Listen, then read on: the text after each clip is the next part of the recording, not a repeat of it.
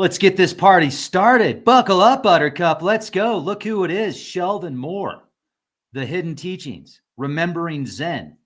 I think we've done 40 plus hours of awesome podcasts together. And Sheldon is worth his weight in admission just with the slideshows alone, not to include all the other amazing information, but great slides, great information. Always fun to speak with you, Sheldon. Thank you for being a guest on Leap Project. How the heck are you? I'm pretty good. Thanks for having me back on. Sorry to your guests that I had to upgrade. I only had Zoom, so we had to upgrade my computer to be able to do this presentation. Well, I'm glad we did. It up with content. Yeah, totally. I know you will. And if you read through the comments, everybody's agreeing on that. So people didn't mind waiting. And folks, thank you very much for being here with us. Really appreciate you. If you just do me a quick favor, ladies and gentlemen, hit the thumbs up for the algorithms and share this video out. Make sure that your subscribe is all notifications, because a lot of people are saying, Rex, I'm not getting notifications. I haven't seen you in months. And we've done a lot of podcasts. So thank you for being here with us, folks. And also, I wanted to thank Noble Gold Investments. That's today's sponsor. Wanted to ask you a quick question. If you've built $100,000 or more up in investments, do you really want all of it riding on the stock market? Think about it. Banks, billionaires, even entire countries are loading up on physical gold and silver. Why? Because when markets swing, real assets hold their value. And that's why I want to tell you about Noble Gold Investments. They make it simple to own investment-grade gold and silver the same time the big players are buying, and you could actually hold it in your hand or put it safely in your retirement account. You've worked hard to build your wealth. Isn't it time you protected it? Noble Gold is family-owned, trusted by thousands, and ranked #1 in gold IRAs 4 years in a row. Their precious metals specialists are standing by to answer your questions and walk you through every step. Simple, safe, and easy. Visit noblegoldinvestments.com today. That's noblegoldinvestments.com today. Their phone number is 1-877-646-5347. If you let them know Rex from Leap Project sent you, say, hey, how do I get that free gold coin when I convert my 401 or IRA into a qualifying gold IRA account? There's some great opportunities right now, great pricing. So give Colin and Noble Gold Investments a call and let's jump in. Oh yeah, I was looking at this gold bar that I've got. I got it a few years ago, and I was looking at the price of gold today, and I was like, oh yeah, that's what I'm talking about. You should have listened a few years ago, folks. There's obviously never any guarantees. So you look at what the big banks are doing and the money funders, but there's some great opportunities right now. And speaking of great opportunities, we have the opportunity to speak to Sheldon Moore, the man, the myth, the legend. Let's go. How you been? I've been good. So before we open the presentation, I thought I'd tell your audience a little bit about the history of, I'm going to talk about the hidden teachings. That's why I titled my book, The Hidden Teaching. And it is basically the Kalachakra Tantra. This was a separate teaching Buddha gave to the first Kalki king, a guy by the name of Sachandra.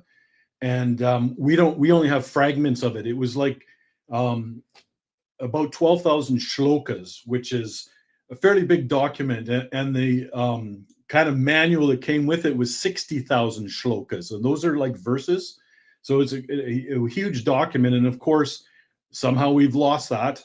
And the current one that we have is just the fragments, and it's only 1,000 shlokas. So it's a lot smaller. But my book basically fills in all the blanks because we lost this information. So that part of the story, when we talk about eclipses and about the timing and the technique to enlightenment, I'm 100% certain on this, like 100%. I know for a fact what I'm going to teach you today is the real deal. But the calendars that we've also lost, I'd give it about a 70% rating on my ability to be exactly accurate, because it's very hard to pinpoint a 24,000 year calendar or a 4.32 million year Mahayuga exactly. But we're really, really close to that time right now. And that's why you see all of these crazy things happening in the external world. So why don't we just bring the presentation up and I'll start going through it. That sounds great.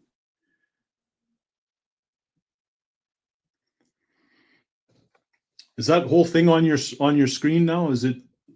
Yeah, we're good, man. Now, and what I'll do is I've got our video taken off the screen, so we're just looking at the slide right now. Okay. But I can put you in here. Let me get you in here. I want Sheldon in here. So boom, boom. Oh, oops. That's That too ain't much gonna work. Too much you. There we go. There we go. All right, cool. Cool. We got this. So the hidden teachings of the Buddha and the lost calendars is really what we're going to go over today. And Rex, you've actually helped me a lot. I'm glad I'm doing this show with you, because every time we did all those other podcasts, and it's more than 40 hours, it's probably closer to 70. We did a lot. Like we did a lot of those epic podcasts that lasted 5 hours, and we were up all half the night going through it all. But you always brought up the Bava Chakra. And I knew about the Bava Chakra, but one time I thought, I'm going to cover the Bava Chakra just for Rex, because the Bava Chakra, it contains the entire teachings of the Buddha. But there was a clue at the top, and it's the Buddha pointing to the moon. And when I started looking at the moon, I could tell that it was an eclipse. And so they hid that deeper teaching that Buddha gave to Shachandra in their artworks across Tibet. If you get a more modern version of the Bava Chakra, you won't see it.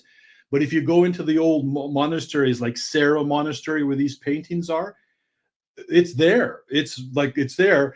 So when I started looking deeper into this, I realized the Egyptians did the same thing. And the Egyptian stuff is actually before the time of Buddha.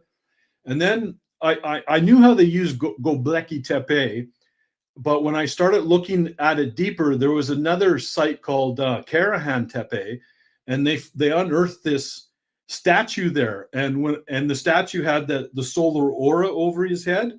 And then I knew exactly how they were using that site. So in sometime in our ancient past, we had better astrology and astronomy than we have today. And they knew all of this stuff. And it's all about enlightenment. These are all spiritual sites. I'm positive of it now. So we'll just flick through the next one. We're kind of, does our boxes there, we're still kind of blocking that. How do we get can everybody see the slides? I got it. It's full screen now. Okay. So we had higher civilizations in the ancient world, and our history is based on the last dark age. When we go through like sort of the last 2,000 years of our history, it's all in the dark age. We entered the dark age according to Yukteswar and the calendar in the laws of Manu, roughly around 1000 AD. It was closer to 700 or BC, sorry. And we're just leaving it right now. We're literally leaving it. That's why when I first came out in 2008, I started telling people that 2012, we got it wrong. We're out by at least 12 years. And at that time, talking to the spiritual community, it's kind of like running into a kindergarten class and saying Santa Claus is not real. Everybody was freaking out and calling me an Illuminati agent and a disinformation agent. But now we're at 2025, and I think everybody's really feeling this change now. And it's slow. We're not going to suddenly twinkle our way to the fifth dimension and all become enlightened and displaying rainbow bodies and flying like some of the new age people are telling us. It's a slow process. Come on, man. I wanted to go to Sedona and get some of that. Yeah, we're at that point now, though. And so little is known about these civilizations, but we have these megalithic structures all over the world. And guess what? I can show you how they all can predict eclipses. They can all predict equinoxes. They're basically the Vedic sidereal zodiac you can superimpose on any one of these sites. They were doing very complex astronomy and astrology off these sites. And we also have these large rock walls all over. They even got one in Montana. Have you ever looked at the one in Montana, how neatly cut the stones are? I'm mixed on that, but I would say 60-40, that's definitely something artificial. Yeah. Oh, it definitely is. Yeah, because you can tell, but that's not the only one. Even like the stones at the bottom of Baalbek, they're way too large. Like, how did we move those stones? Some of the stones in the Egyptian pyramids, even, you can't do that with copper tools. Like, you just can't. And so there's a lot of big gaps missing in our history. And a lot of these archaeologists aren't really factoring in the yuga cycle. So we kind of got to look at this stuff with fresh eyes again. So the document that has this ancient calendar, because a traditional Maha Yuga is 4.32 million years. And in one Kalpa, which is 4.32 billion years, you have 1,000 of these Mahayugas. And the time frame is just too long, but it's a repeating cycle. It repeats and it repeats. And so the only way you can have a repeating cycle like that is in a binary system, because it's the plasma. Our light bodies or our subtle bodies are affected by the plasma. Our causal bodies affected by mental formations like love and developing the wisdom mind, but our plasma bodies are affected by the cosmos. And that's really what astrologers are doing, is they decode at the cosmos and how it affects us, basically, right? So in the laws of Manu, which is definitely an Anunnaki document that they gave to the ancient Indians, because it describes the first man, it describes a flood. The story of the first Manu is very similar to the story of Noah, but it's way more complete in the laws of Manu. And it describes how to be a righteous king, and it has the long period. So in one Kalpa, which is 4.32 billion years, we have 14 Manus. So they roughly rule for like 319 million years each. And you only see that in some of the kings lists and stuff of the Anunnaki. And the other thing is Manu, Anu, you can see that it's the same, it's coming from the same source. But it differs from Zachariah Sitchin's 3,600 year orbit, which really came from the Sumerian texts. And it's based on a 24,000 year orbit of a binary star system. And some people will go, because we usually see this in the comments, they'll go, we're not in a binary star system. Well, if you look in the only go 9 light years out from our solar system, about 70% of those stars are binary. So the closest one is Alpha Centauri and Beta Centauri, and they're a binary that has only a 100-year orbit, because they're exactly, one's about 1.1 the size of our sun, and the other one's about 0.83.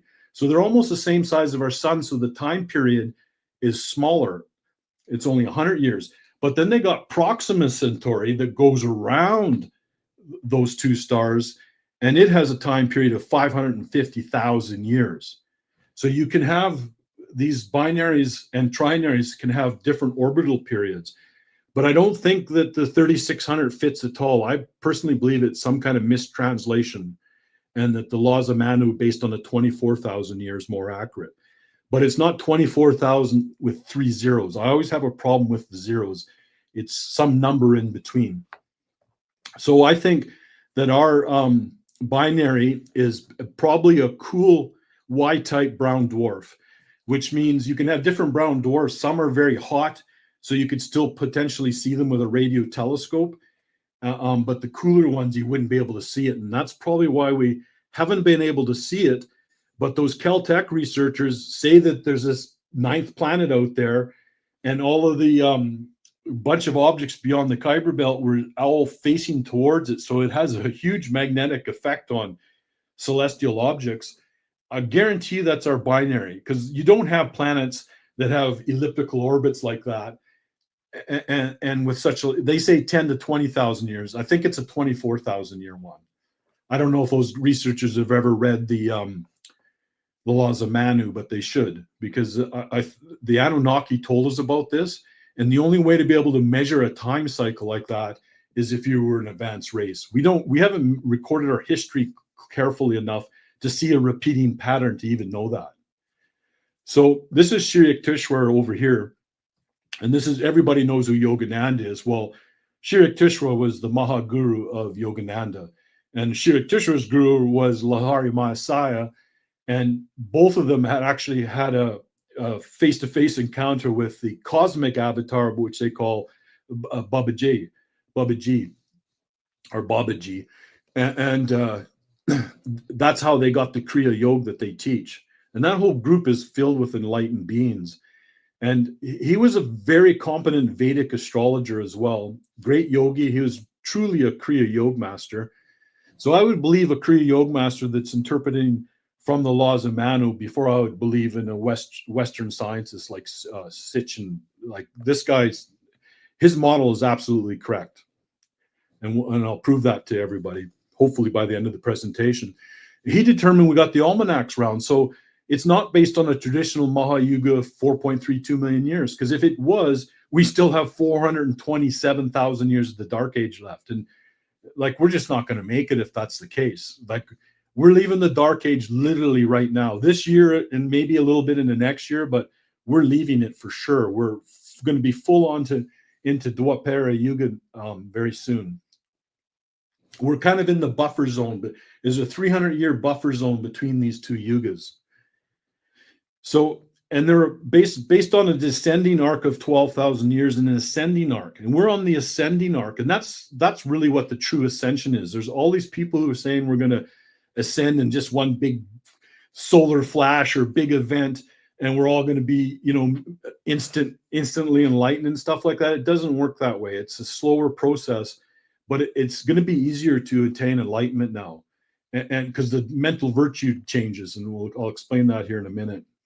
So they talk about the electric universe because they didn't have the name plasma, but they call it aura electricities, which is basically, they're describing plasma. So if you ever read Shirek Tursher's book, The Holy Science, you really have to be able to understand that when he talks about aura electricities, that he's talking about plasma. We're in a plasma universe. And he calculated, he based on star measurements that in 1895 that we're in the Sandus period of Dwapara Yuga. So he actually did star coordinate, and he checked this very carefully, and I've checked what he's checked. I think he's absolutely right. So the traditional Maha Yuga is too long. This 4.32 million years, it's too long. That's a different cycle. There's cycles within cycles. I believe that's the second motion of this binary, where we have a binary system.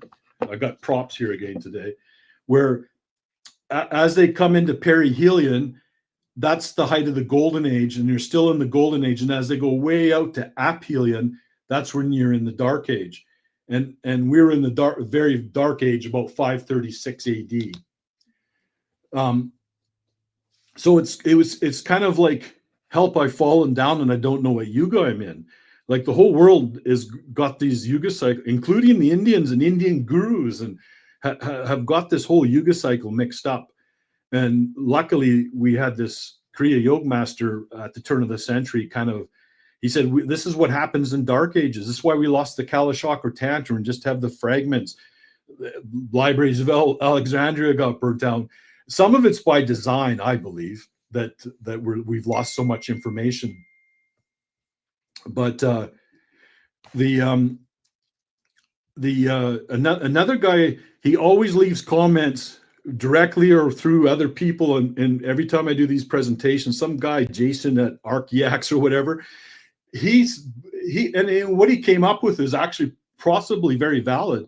He said that the 4.32 million year was actually a day count. So when you take the day count of that number divided by 365 and a quarter, you get 11,827 and some change. So you add those two together, you get a 23,655 year cycle. So that could be the 24,000. The problem with that one though too is you see all the zeros and 4. I don't like a lot of zeros like that. The universe doesn't have that perfection where it's just exactly that many zeros.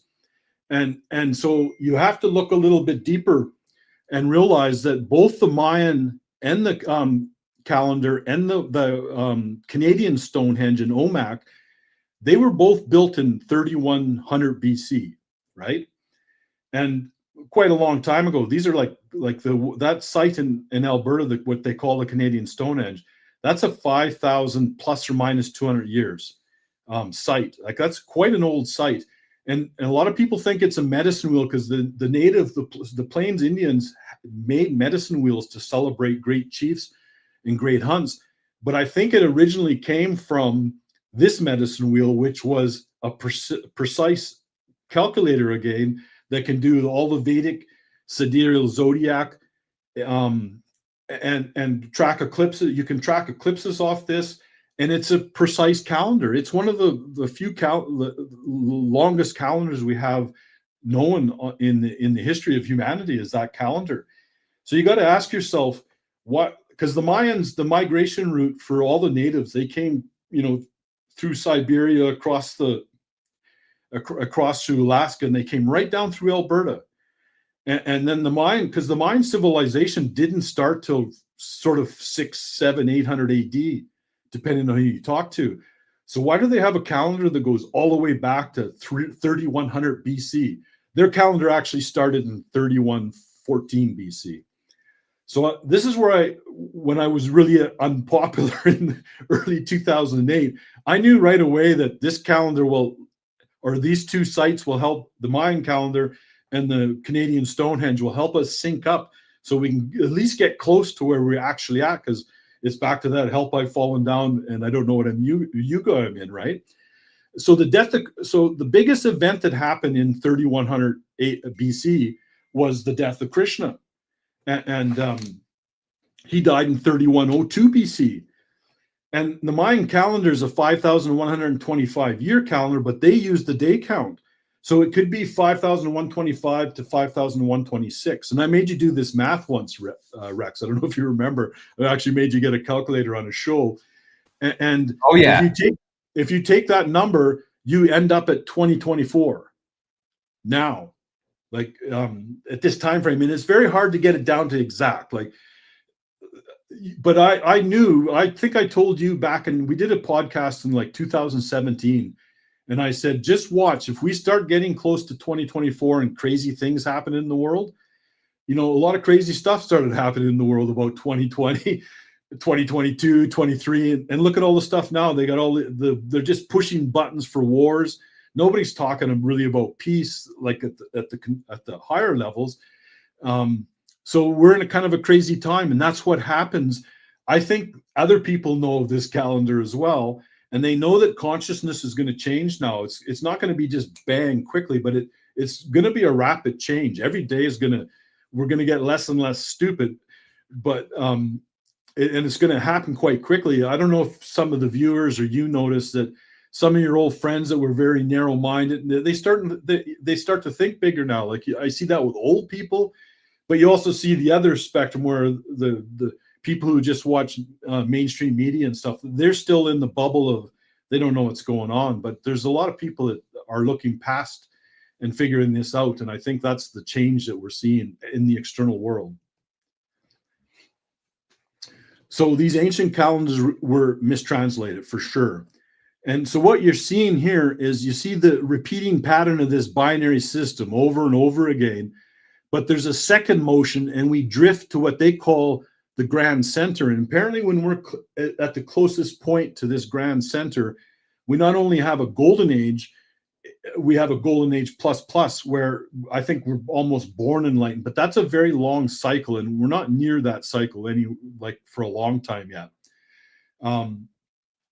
And I think, because I try to figure out, we don't drift, like our solar system doesn't drift towards, the center of our galaxy. We're on the very outside. So it has to, when our galaxy spins in a circle, the stars all move together with it, but they also move amongst each other. And I think it's Sirius. It's a Sirius star. I'm almost certain if it's a Sirius star system. And Göbekli Tepe kind of proves that as well. And so there's this second motion. And it, a lot of, because I have a lot of respect for modern astrophysicists. They're kind of rock stars. They're not like people who have to, they're doing medical research and stuff like that, where they have sort of money and stuff directing them what they have to. They kind of have their own free will, and they're making some pretty big breakthroughs. But they don't understand the subtle energies of enlightenment and the causal body and the subtle bodies, and how the universe affects us personally and individually and as a group as well. But you can go to any journal right now, you can Google it tonight and ask where our solar system is currently with regard to the galactic plane. Because everybody in the New Age, astrologers, I heard it all the time. They were saying, we're going to go through the galactic plane at 2012, and those energies are going to are going to create the big enlightenment and the changes.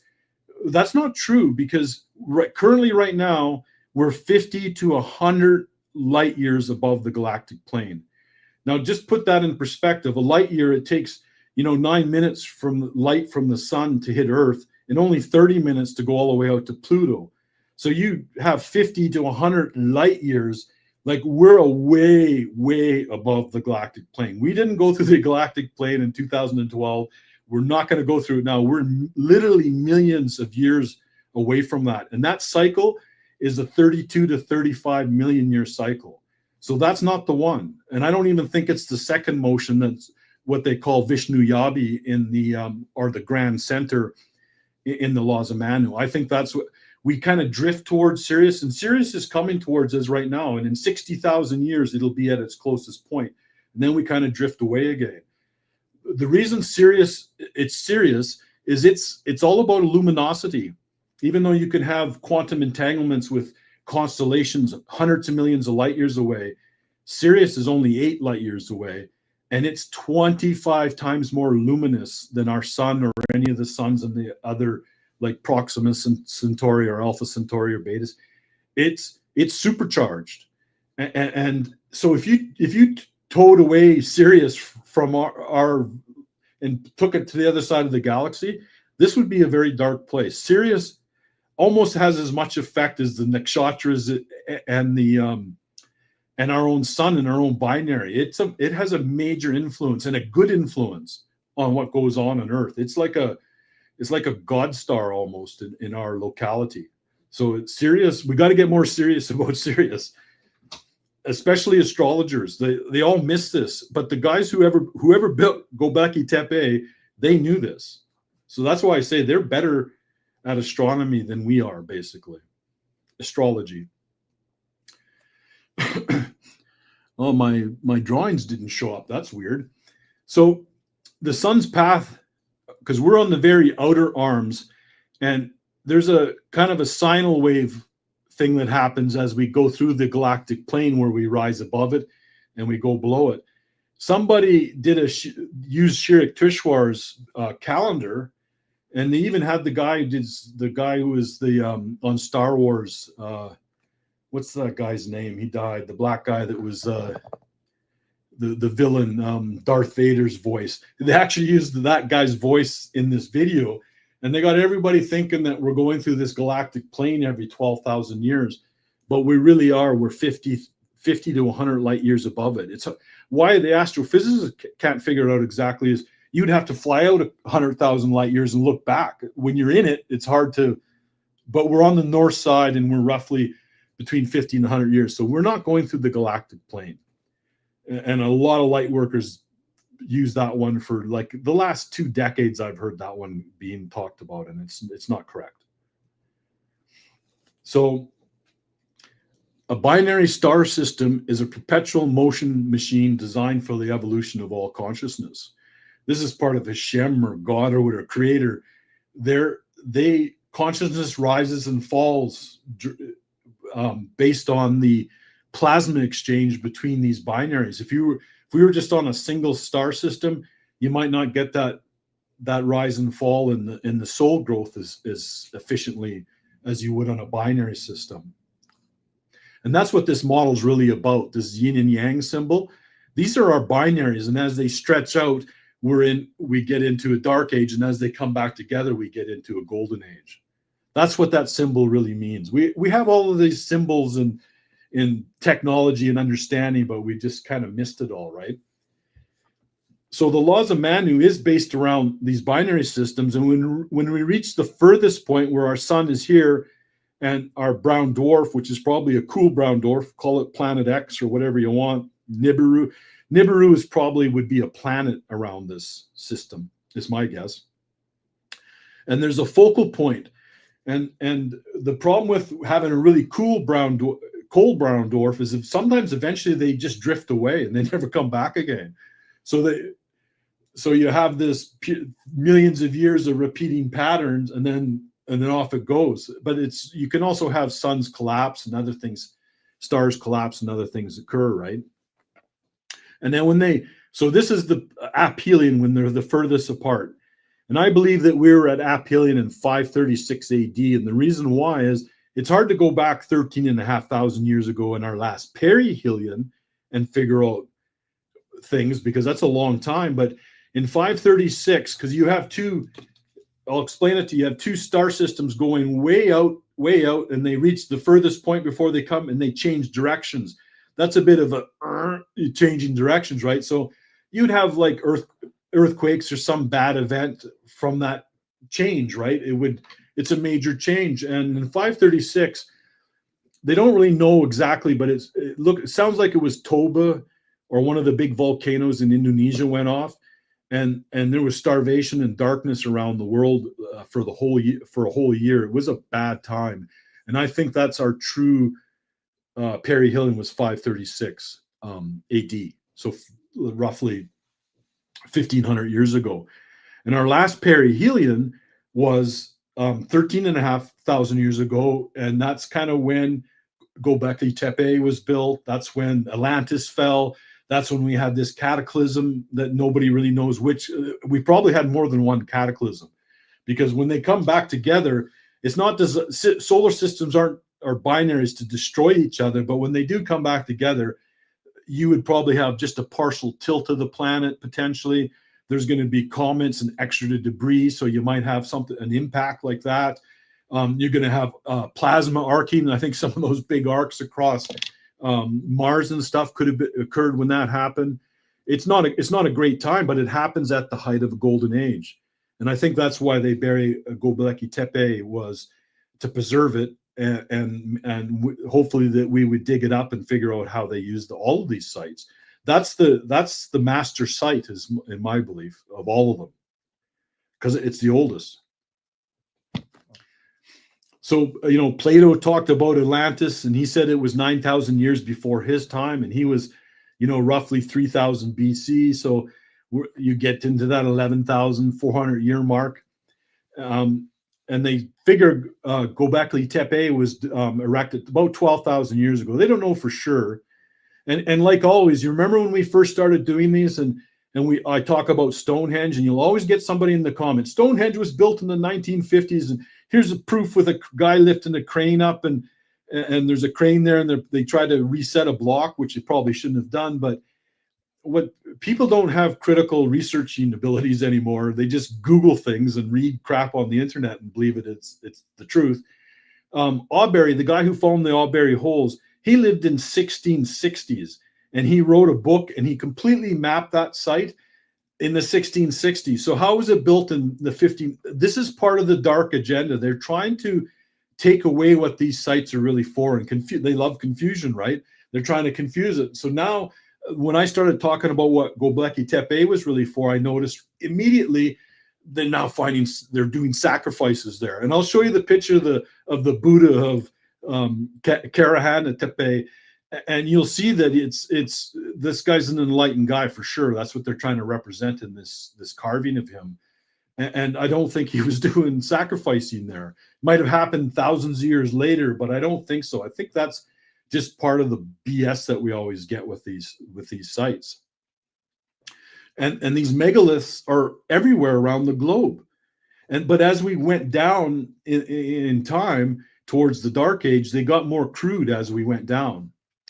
So these ancients were expert astronomers and astrologers. And I think back then, astronomy and astrology was the same thing. That was kind of one field. Modern astrologers, it's almost seen as a pseudoscience by the astronomers, and they really need to come back together again. But they both kind of have to lift their game. One has to understand the subtle energies of the body more, and those very subtle energies. And astronomers or astrologers have to stop saying things like we're going into the galactic plane and all this other stuff. And modern astrology doesn't factor in the yuga cycles, and so as we go into this Dwapara Yuga again, it's the astrology is going to change a big time. It's going to be the same, but it's going to be more powerful. So because we go from 25 to 50% dual mental virtue, it basically doubles. And dual mental virtue is basically goodness. It's the positive effects. But it doesn't mean the archons go away right away and negative spirits go away right away. And we can still be manipulated. And I think that's why you're seeing all this attack, like socialism coming into the Western world. I call it the woke socialism coming in. And they're trying to remove all freedom of speech. Like all Western countries, freedom of speech is under attack. Some countries, it's too late.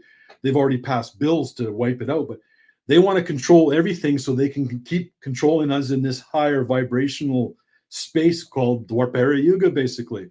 And so they know too. And I don't think it's going to work very much longer for them, though. I think that you'll be surprised how fast it changes. So we had this 24,000 year cycle where our sun goes through a descending arc for 12,000 years.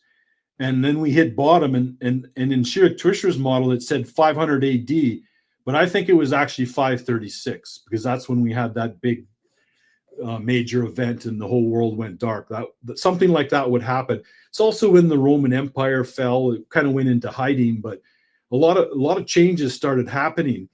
And then as we ticked up, now we're on the ascending arc. You're still in a dark age. So this dark age here lasts 2,400 years, not 432,000 years of a Maha Yuga.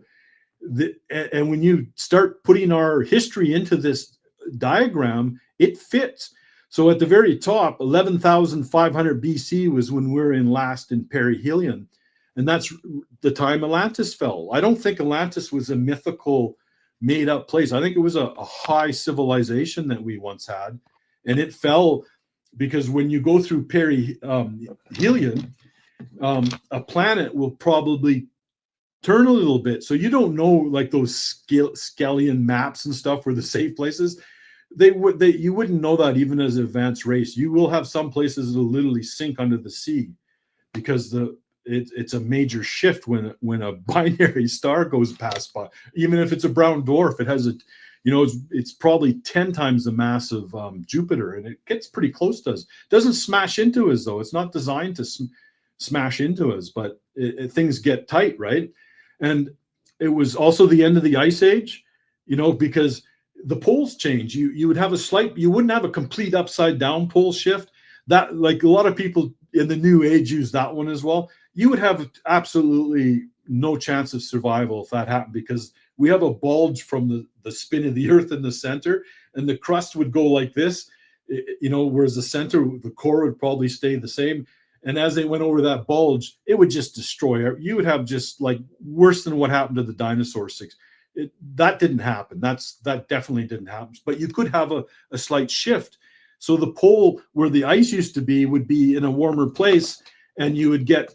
There's that same cat that bothered us 4 years ago in an interview. You would get just enough shift where a new ice age would have to form, and the old ice cap would melt, and you would get a flood. That's what probably caused the flood at that time as well. Is when this happened. It's also when Göbekli Tepe was built, and they buried it. And I know they buried it. We'll go through that later in the presentation. But so that was at the height of the Golden Age, and that's why that site is the stones are really smooth. It's a very refined site. They try to say that cavemen built that site. I even saw a picture of that site with a couple guys in a loincloth and a spear, and had a bow and arrow. And it's just like, how can these people be so stupid, right? Like, I'll show you the picture of the Buddha of Karahan Tepe, and you'll see right away that the guy wasn't and the fact that what that site can do, like they've only unearthed 3 of them, but so as we go down into get the arrowheads, let's make Göbekli Tepe right now. Yeah. And how do you make those perfectly engraved rocks with your bow, and you whack it with your bow and arrow, or your bow and arrow, man? Yeah. Did you see it on the internet?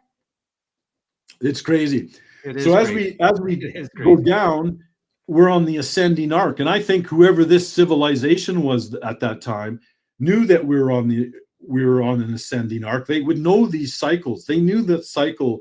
What I'm trying to tell you right now, back then, and we hardly know it today. So they buried that site, but we're responsible for building all the other ones. Stonehenge. I don't know if you remember, we did a podcast in 2008, and because that Stonehenge and the Canadian Stonehenge are both on 51 degrees latitude, and you have to be on that latitude to be able to completely predict equinoxes with 100% accuracy, because the midsummer sunset and moonrise are exactly at 90 degrees of each other.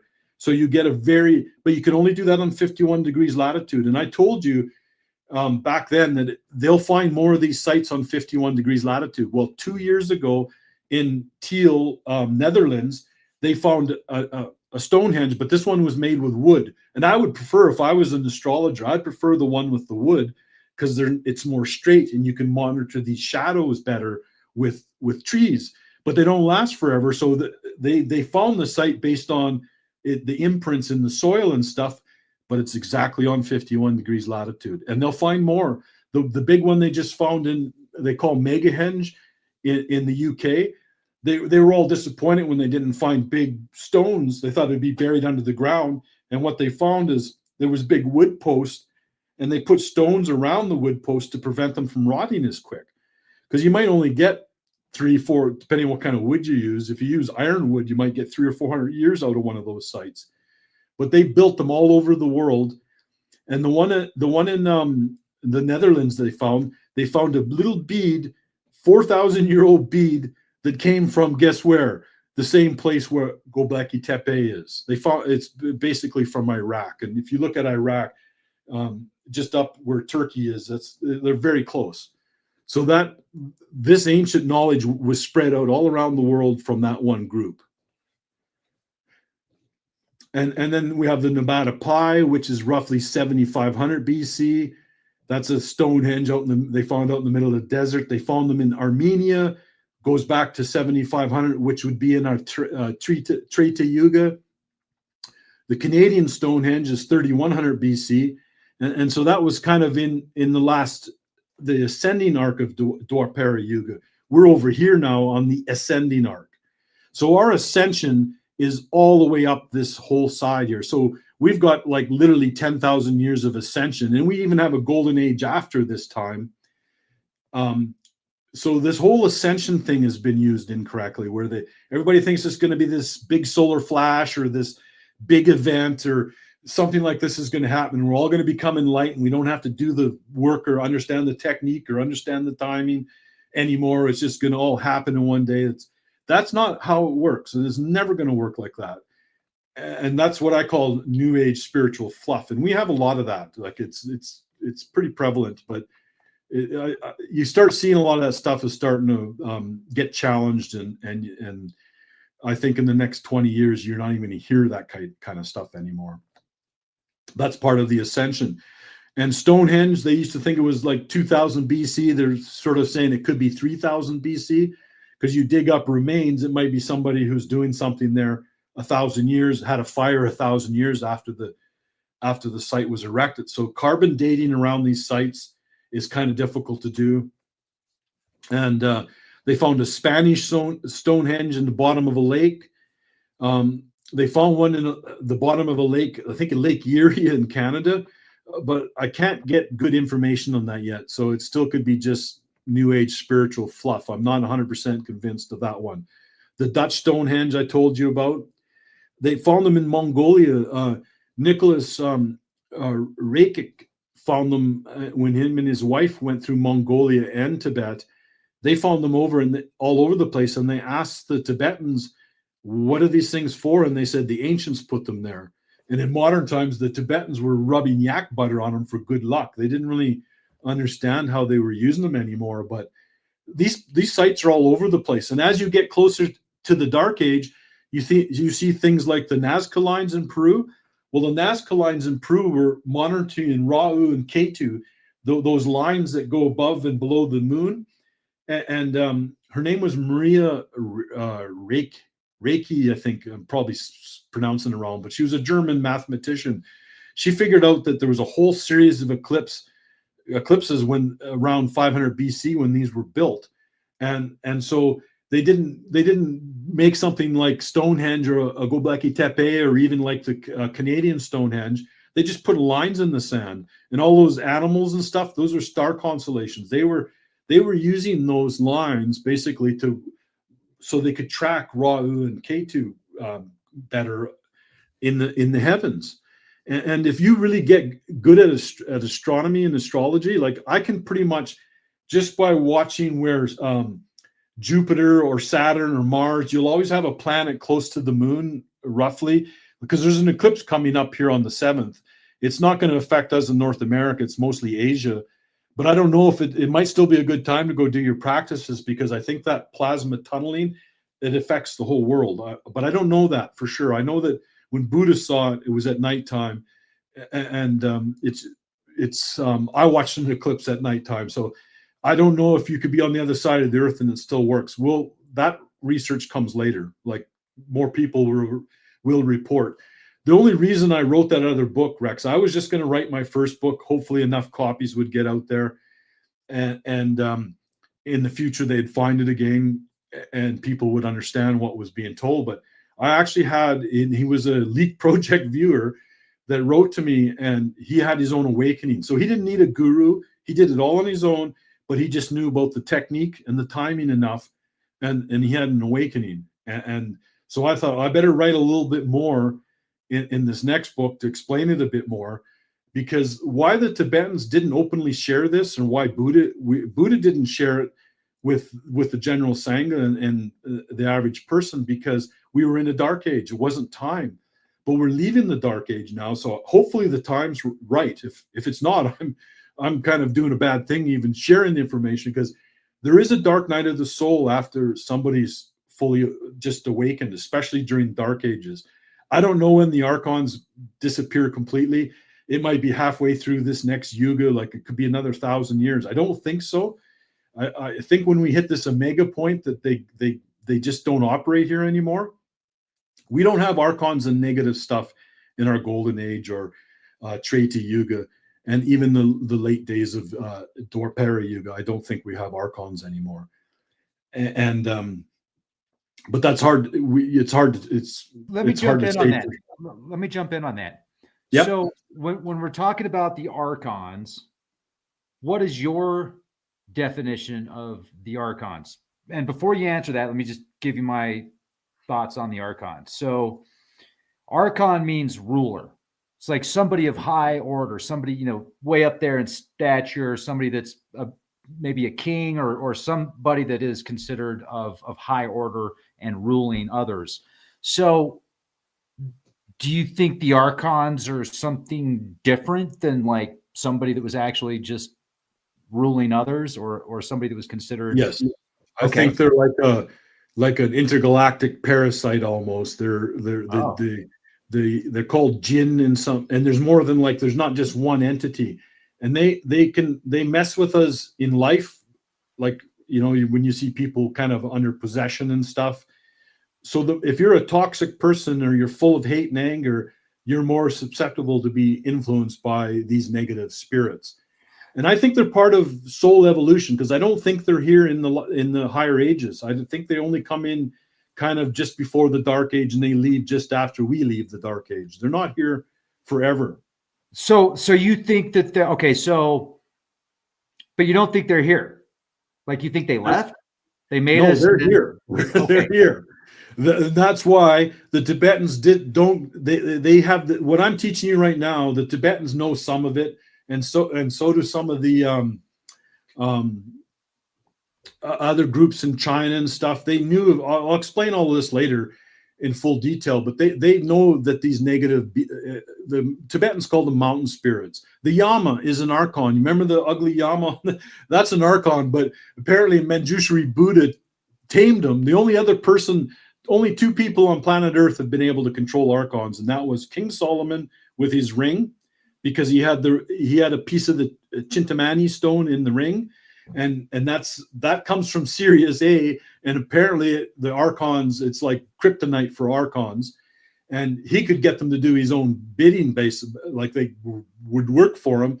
And Padmasambhava, when he built Samye Monastery in Tibet, there was black magic and archons all over the place, and he was able to subdue them and build Salmian monastery, because he was like a Buddha-like figure. So he had the power. They don't, but these teachings aren't given openly until you're well advanced, and they know that your spiritual foundation is ready, and you can handle the dark night of the soul. Then if you're just an accidental and you rush out and do some of this stuff, but you have a loving heart and you can still somehow reach enlightenment, the archonic attack might be too much for you. And so anybody who attained enlightenment, especially like Jesus and Buddha in the dark age, that's a very significant thing to attain enlightenment and withstand. Like, you hear about it, like when Jesus was tempted in the desert. Yeah. That was an archonic attack. When Buddha had the three daughters of Mara attacking him, that was an archonic attack. Like, the archonic attack is very real. It's very real. That's why you don't do these higher practices until your spiritual foundation is ready. I think I saw the Yama, and I've talked about this before, and I've told you about this before when I on the Salvia Divinorum. And dude, it was like, if I think of hell, what is some of the scariest things I can think of? That was my experience. And the Yama isn't really, when the Gnostic texts have very different descriptions of the Archons versus intergalactic parasite. Like, so maybe there's there were simpler people. They didn't understand how cosmos works really, and they were good astrologers, but I think I don't think the Anunnaki brought them with them in a spaceship, like aliens or something like that. I think when world systems or star systems are in their dark ages, they can come in, and when they're not in their dark ages, the plasma energy is too positive for them, and they can't. They literally can't operate. And I think that, like, we're here right now. I know they're still here. You can just look at the external world and know that they're still archonic. Somewhere soon, they're probably going to go. Like, they're just not going to have influence on us anymore. And I think when we go around the whole wheel again, I don't think the next dark age is going to be as dark as the previous ones. We are entering the fifth world, like the Hopi said. That's what's happening right now, is we're entering the fifth world. We're beginning the next cycle. You'd think the next cycle would start right here. It starts right here, because this is the biggest jump. This is dual mental virtue is at 25% here. And it jumps to 50%, then it goes to 75%, and then in a golden age, it's at 100%. We're almost perfect in a golden age. It's way easier for that guy at Karahan Tepe to attain enlightenment than it was for Jesus or Buddha to attain enlightenment down in a dark age. And all of like Padmasambhava, Atisha, all of them, they attained enlightenment in a very dark time, and it's not going to be that hard for us. We're in a 50% zone any day, or we're already heading that way, and it's going to be easier. So we're right here. This is when Yukteswar in 1898 or whatever it was did his measurement and checked it against stars and said, we're in the Sandus. There's a period between yugas. It's like a buffer zone where you get a little bit of the dark age, and we entered at roughly 1700. And that's exactly when you started seeing improvements in shipbuilding. We had printing presses. We started traveling around the world. People like Voltaire started to appear. The church had less control. Things started changing, even though we still had world wars and stuff after that. Things started getting better, definitely after the 1700s, but we were still kind of in that buffer zone. We're literally leaving this buffer zone as I'm doing this presentation. It's happening right now, for sure. And why I think North America and why I like what especially like Hopi prophecies and some of the Mayan stuff is the Great Awakening that everybody talks about is going to happen on Turtle Island, but we're not going to have a Great Awakening unless we have enlightened societies again. It's not going to come in a big solar flash or A lot of people have it tied to first contact with extraterrestrials. That's how somehow going to create this next age. It's up to us. We still have to do the practices. We still have to understand the mechanics of enlightenment, and we still have to attain enlightenment. But if you by the end of this presentation, you'll understand that it's not as hard as it once was. Like, you don't have to race off to Tibet or India. All the things you need to be enlightened are within you right now. There's not some higher self that's going to come down and enlighten you. It's in you right now. Your soul, or your Buddha nature, is in your soul seat just below your belly. That's why when people are scared, they hold their belly, and when you have your heart broken, it doesn't hurt in your head, it doesn't hurt in your finger or your toe, it hurts right in the middle. That's your soul. That's your causal body and your subtle body. We've talked before. You said you've astral traveled when you dream, Rex. The next time you, that's fairly advanced. If you're astral traveling already, that means you're in control of your dream state, and enlightenment is not that far away. When people start astral traveling and they can control, stop a dream, start a dream, they're very close. And they sabotage themselves, so they have to start all over again.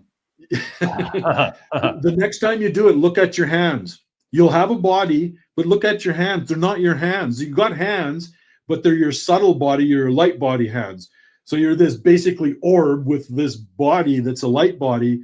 And when it goes into a physical body, basically that's how the motions of action and everything, speech, is basically your soul consciousness, which is in your causal body, and your subtle body branches out to all the meat suit, basically, through. It's what powers up your chakras, your Shushanam, your wind channel. Everything is powered up from the soul. And it's like that's how do I explain this? That's when you leave your physical body, you still have a body, but it's just a light body. And that's why a lot of the Tibetans, high lamas, will radiate the rainbow body at death, and it's usually always 5 spectrums of light, not 7, because they do their higher tantra practice usually just between 5 chakras. They don't touch the top chakra because it's outside your body, and the very bottom chakra. So that's why you see 5 spectrums of light when these masters die. So it's going to happen in North America, and I think the what's his name, Yukteswar, sent Yogananda to kind of kick it off. Yogananda came here in like the 50s. He had a pretty big influence on the kind of higher-minded people in North America. And we have these Tibetan centers and stupas all over North America. Like, they got them near you in Crestone. They buried the relics of the 16th. I've been to the one in Crestone. There's one in Pagosa Springs too. Oh, you got one there too? Yeah, because they're preparing something like, and they talked to the Hopis, like the Dalai Lama and quite a few high lamas went and talked to the Hopis. There's something bigger.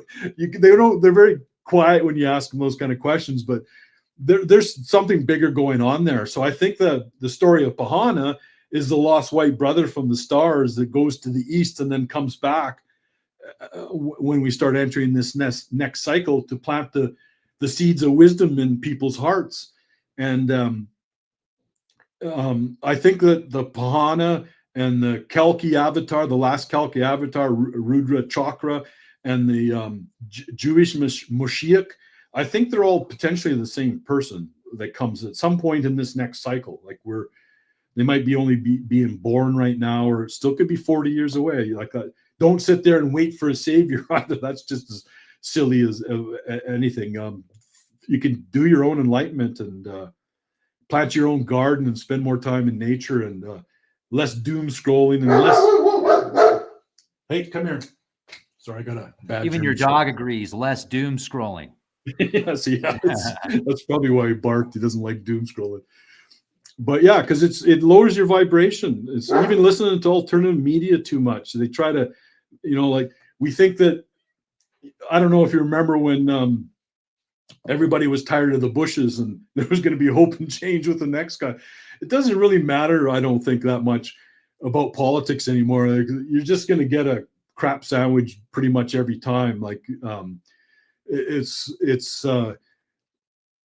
just focus on changing your own community and changing yourself and your own spiritual awakening. It's not going to be delivered enlightenment beds from some galactic federation of light. Like I still see people posting stuff as the Galactic Federation of Light. That's like an absolute. You remember when in the Star Wars, when the Siths deal in absolutes? It's polarity consciousness. What adverse to Galactic Federation of Utter Darkness? A higher world that can travel between. Wouldn't use a name like that. It's just it's still got polarity consciousness to it. So like, even the names and stuff that we use, like, we don't know that much about our galactic neighbors. Like, half of the stuff that you read on the internet is just made up fluff. I hate to break the news to you, but we'll eventually but there's a lot of fluff out there. There's way too much fluff. So get away from the fluff. So so they tracked these heavens for spiritual purposes, these ancient civilizations. Now, everybody's seen a picture of Rama where they have the halo. Krishna, they put the halo that represents the solar aura when somebody shifts their Buddha nature and it rises to the crown. Like, we can't really see that, but some people can, and it's representing an enlightened being, right? They even do that with Jesus. Well, on top of Thoth, there's the moon crown, they call it the moon crown. Like, what do you think that is? It's like, they know about the moon and eclipses. That I'll show you how the Egyptians knew everything that's in the Kalachakra Tantra thousands of years before the time of Buddha. So this goes back before Buddha, but this is the one that blows me away. You see this one here, Rex? This is on Karahan Tepe. It's very close to Göbekli Tepe. It's like really close. They're kind of like saying it could be even older. It possibly could be, but look at the guy. He looks like a Roman. He's got kind of almost Roman garb on. Like, yeah, he's not in a loincloth with a spear and a club like they try to. But here's this is why I know what. This was my confirmation for Göbekli Tepe. You see that kind of seashell thing look over his head? That's the solar aura of an enlightened being. Okay. This guy probably was, because most people don't realize there's been only 4 Buddhas on planet Earth in the last cycle. So and you'd have to space them out. So we got Buddha in the Dark Age. We probably got another one in Treta Yuga, which his name was, some of the Dzogchen teachings apparently came from him. This guy's probably the 3rd one. And the other one would have probably came on the last ascending arc, probably in Treta Yuga as well. So they're probably spaced out. But this guy, and I don't know for a fact if he's a Buddha. I didn't read this in the scripture, but why do you think there's a solar aura around his head like that? Like, what modern scientists will say? They'll say they wore giant seashells because it was the fashion at the time. They'll say something stupid like that. He doesn't have a crown on his head. He doesn't look like a king. He doesn't have weapons. He's got this solar aura over his head because Göbekli Tepe, Stonehenge, all of them were spiritual sites. This is what this was about. They were very big into astrology and astronomy, and they knew how to predict eclipses with every one of those sites. All of those sites, all those monuments, every single one can predict eclipses with quite high accuracy. They knew this. They knew it in Egypt. They knew it 13,000 years ago. And we knew it with the masters that appeared to us during the Dark Age. Like, we've known this for a long time. This one blows me away, though. Like, I always knew how they were going to use this site, but when I even joined X, because the lady that took this picture, I wanted to say, can I use it? Can I use the picture in my book? And can I use it in presentations? But once it goes on, it's kind of free. You're allowed to use it.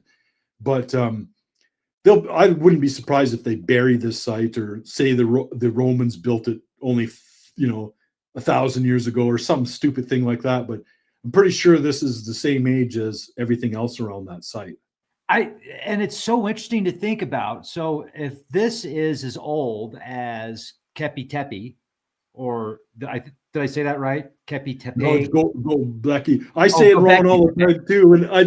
And that's why I try to slow down when I do these interviews. I start mispronouncing Vedic and Tibetan names, and then people put in crazy comments. I'm like, I just showed you a teaching that's been missing for 2,500 years, and you're worried about how I pronounce it. But yeah, it's a hard one to say. I don't know what it does. I can't say it. I mispronounce it all the time too. Well, there's Gobekli Tepe. Well, yeah. What I just wanted to say though is, Sheldon, is I find very interesting is that would date this to be over 11,000 years old. And if this specific image or this carving, this statue of somebody being shown as the Christ or the Christos or somebody of high stature, with the sun above them, I wonder who that was, because I don't think maybe it just represents anybody, or somebody at that level, like anybody could reach that level. But I wonder if it's actually a specific person that we don't really know about. Well, it is for sure, Rex. It is for sure. I'm almost certain it's a Buddha-like figure, or a Christ-like figure. It doesn't matter what you call it. And that somewhere in one of these sites, because where they should really be excavating at Gobekli Tepe is at the very top, because they build these sites. You don't want them on top of a high mountain. You want them right on the plain with just a slight drop, because then you can do really precise astronomy as stars fall or set or rise. And all of these sites are even Karahan Tepe is on one of those perfect sites where they can do that. And they're going to dig up and find a cuneiform or something like that that's probably going to tell us maybe the guy's name even. But that guy was a Buddha. And the reason they built those sites is not just to do the astrology. They were tracking eclipses because they knew about enlightenment, and that's the timing of it. I got to jump in. I just had a mind explosion here. Yep. So the Bava Chakra, sometimes the Bava Chakra, the samsara, the wheel of life and karma, and the different dimensions and the different, like the earth realm, the heaven realm, etc. Sometimes you will see Thoth or a Buddha figure pointing at the moon. Yep. And so with these teachings and with the ancient teachings and what you're presenting here through these eclipses is when certain people would ascend. I wonder if that's exactly what it means when Thoth is pointing at the moon, not necessarily that it's like a soul harvesting station, because I've thought that in the past, like, oh, we break free from the will, and then Thoth's like, hey, head on back, go right back to the recycle center there at the moon. But an alternative theory is kind of my thought on what you're describing, and that image, that depiction, maybe he is saying that the moon is a key part of Ascension, like you're describing. It is. But it's total lunar eclipse. Read my lips, everybody watching this podcast. Anybody watching this podcast who attains enlightenment in this lifetime, it will be during a total lunar eclipse, not a partial lunar eclipse. Probably not a solar lunar eclipse, because they only last 7 minutes. A total lunar eclipse lasts 3 hours. So you have time to go out there and do your right technique, and your mind's got to be able to be stopped. You can't, if your mind's pushing the Buddha nature down and trying to rotate, it doesn't work that way. You've got to be able to have the true development of the wisdom mind, or the understanding of emptiness, where your mind just stops. The mind is the biggest obstacle. It's always in the way. So you have to understand those higher aspects. But everybody who's ever been enlightened has occurred, including Buddha. Buddha, like I've got slides of what you've just asked for, because you keep bringing up the Bava Chakra, and you help me figure out how to decode the Egyptian stuff too, because they did the same thing as the artwork in these Tibetan monasteries. They hid the clues in the artwork. Like the clue with Thoth is right there. They call it the moon crown, the crown chakra, and there's a moon on top of it. Like they're talking about the plasma. Like, you remember this device? I'll send you one of these. This is the sun, the earth, and the moon. When they're in total alignment like this, there's a tremendous amount of plasma between it, and it's like it neutralizes your wind channels. That's why it happens. I'll explain why it happens, but it happens during that time, and they knew this. This guy in Göbekli Tepe, or well, Karahan Tepe, knew it. Where do I find it? Somebody asked, sorry to interrupt, but somebody's asking in the chat, and it's a great question. Where do we find the image on the bottom right that shows the figure with the aura or the sun?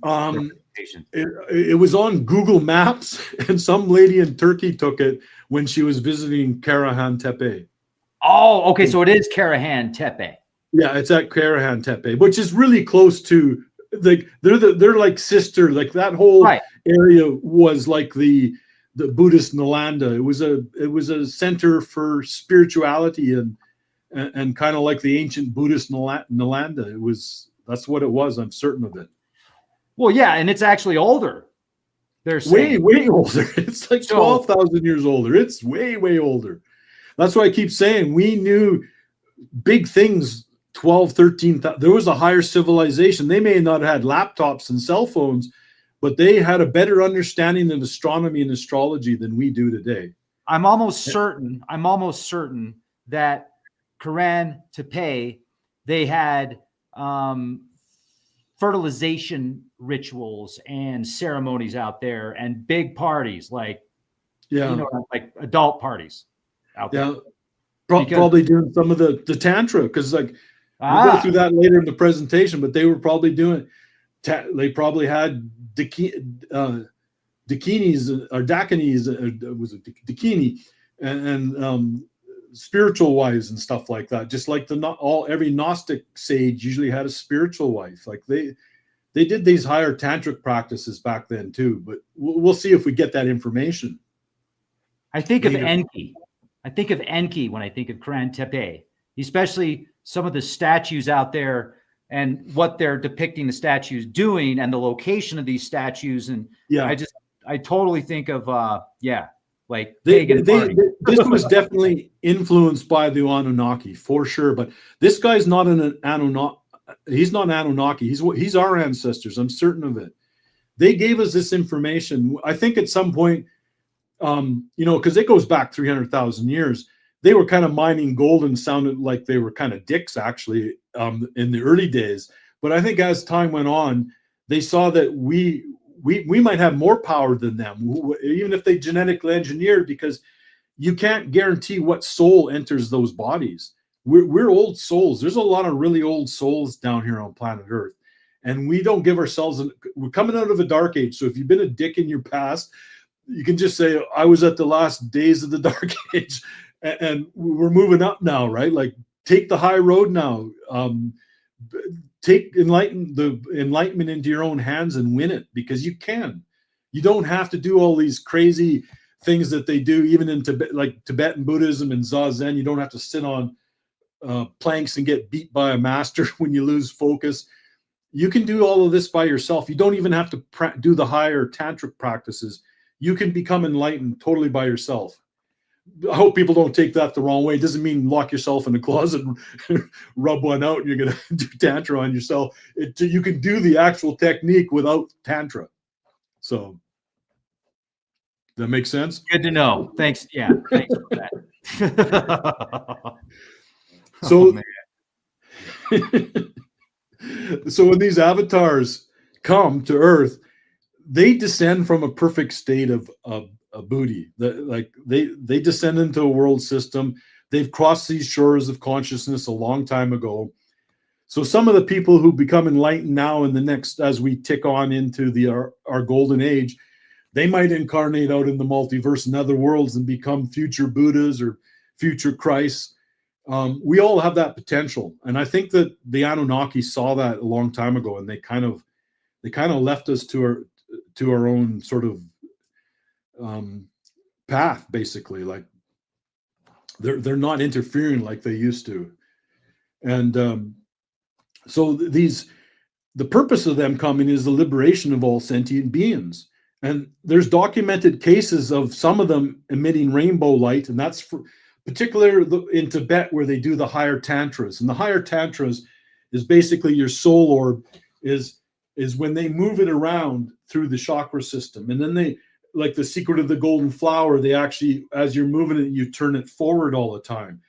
And so you're rotating and the wheel keeps turning. And you do that practice. If you can do it without the mind, and you're just doing it, do that under a total solar or lunar eclipse, and it'll go low and then come up, and it's permanent. Then you get the moon crown of Thoth, or you get the solar aura of the guy at Karahan Tepe, or the auras that you see above Buddha's heads or Christ's heads. We all have that potential to do that.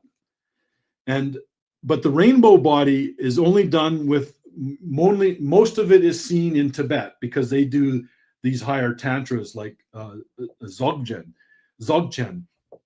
And the monasteries, like the Zen monasteries and the Chan monasteries, they weren't doing those kind of tantra techniques, but there's still stories of monks walking around giggling, enlightened monks.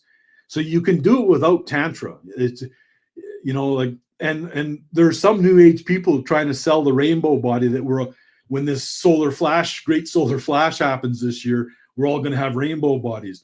These guys get the rainbow body when they pass over, and the subtle body comes out of the physical body, and then before they cremate them, they see this rainbow light being emitted from their bodies. And that's just simply they're stepping the causal body and the subtle body stepping out of the physical body. So there's a lot of new age crap around how the rainbow body works. You've got to do the higher tantras. And it's not just the sexual part of tantra. Like a lot of people in the West think it's just about sex. It's not. If you study like something like some of the Vajra teachings of Tibet, you got to master all the first three yanas. So you got to master Hinayana, which is Theravada, which is the basic teachings of Buddha, Mahayana, which is the basic teachings of Buddha, plus all of the studies on emptiness. And then you got to master the Vajrayana, which is all of the higher tantras that they practice. And then they have 6 inner and outer yanas that you also got to master. And the very highest yana is the Dzogchen teachings.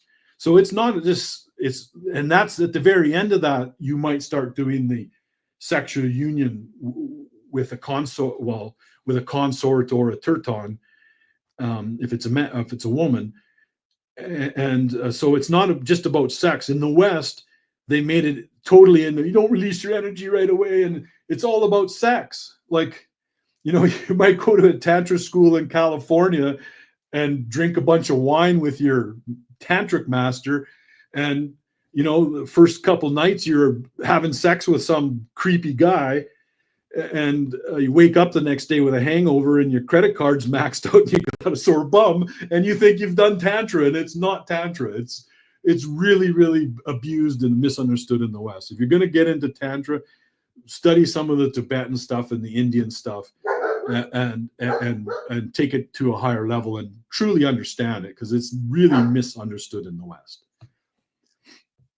And we've talked about this guy. This is Wei Nung. Wei Nung was the 6th patriarch of Chan Buddhism, which really became Zen Buddhism when it moved to Japan.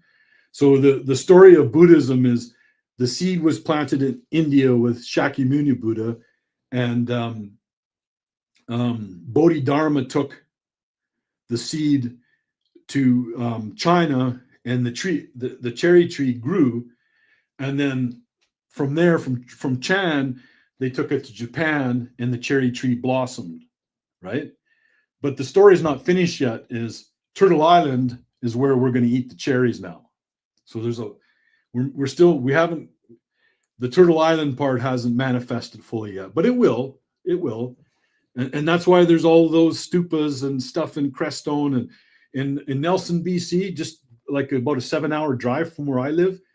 the Ganden has one of the highest lamas. They got a small monastery there, but it's called Ganden for the West. And they've all the Shambhala Society also have their world head office in this little town in Nelson, BC. Like I said, they got in Crestone, they've got the Karmapa's relics after they cremated them. It is for a reason. And the current lineage holder of the Kriya Yoga sect that Yogananda came from, he says that in the future, Lahari Mahasaya and Yukteswar will incarnate in the western part of North America and teach all the way up and down the west coast of North America. And one of them will be the sixth Buddha, and one of them will be the next Manu which they talk about. So there's like a changing of the guards at some point. It might be another 400 years. It could be 40 years. Like, I don't really know that part. It's very hard to figure that out, but it's definitely going to happen in North America. And so when he died, that's him right there. That guy lived in 700 AD, and that's his body. He never decomposed. The day he died, his causal body and subtle body just left his physical body, and that's why a lot of these guys don't decompose. One of the followers of Yogananda wrote me once and said his body didn't decompose when he died either. And in Tibet, they usually eventually cremate you, but they don't decompose because they leave the gross physical body in a different way than we typically would. And when they do cremate them, these ring cells, these pearl-like substances, are found in the ashes, and that's how they know they're dealing with a high lama that has attained high consciousness, is by what's left after, and they leave these ring cells, and that's what they usually put in the stupas. Is these relics.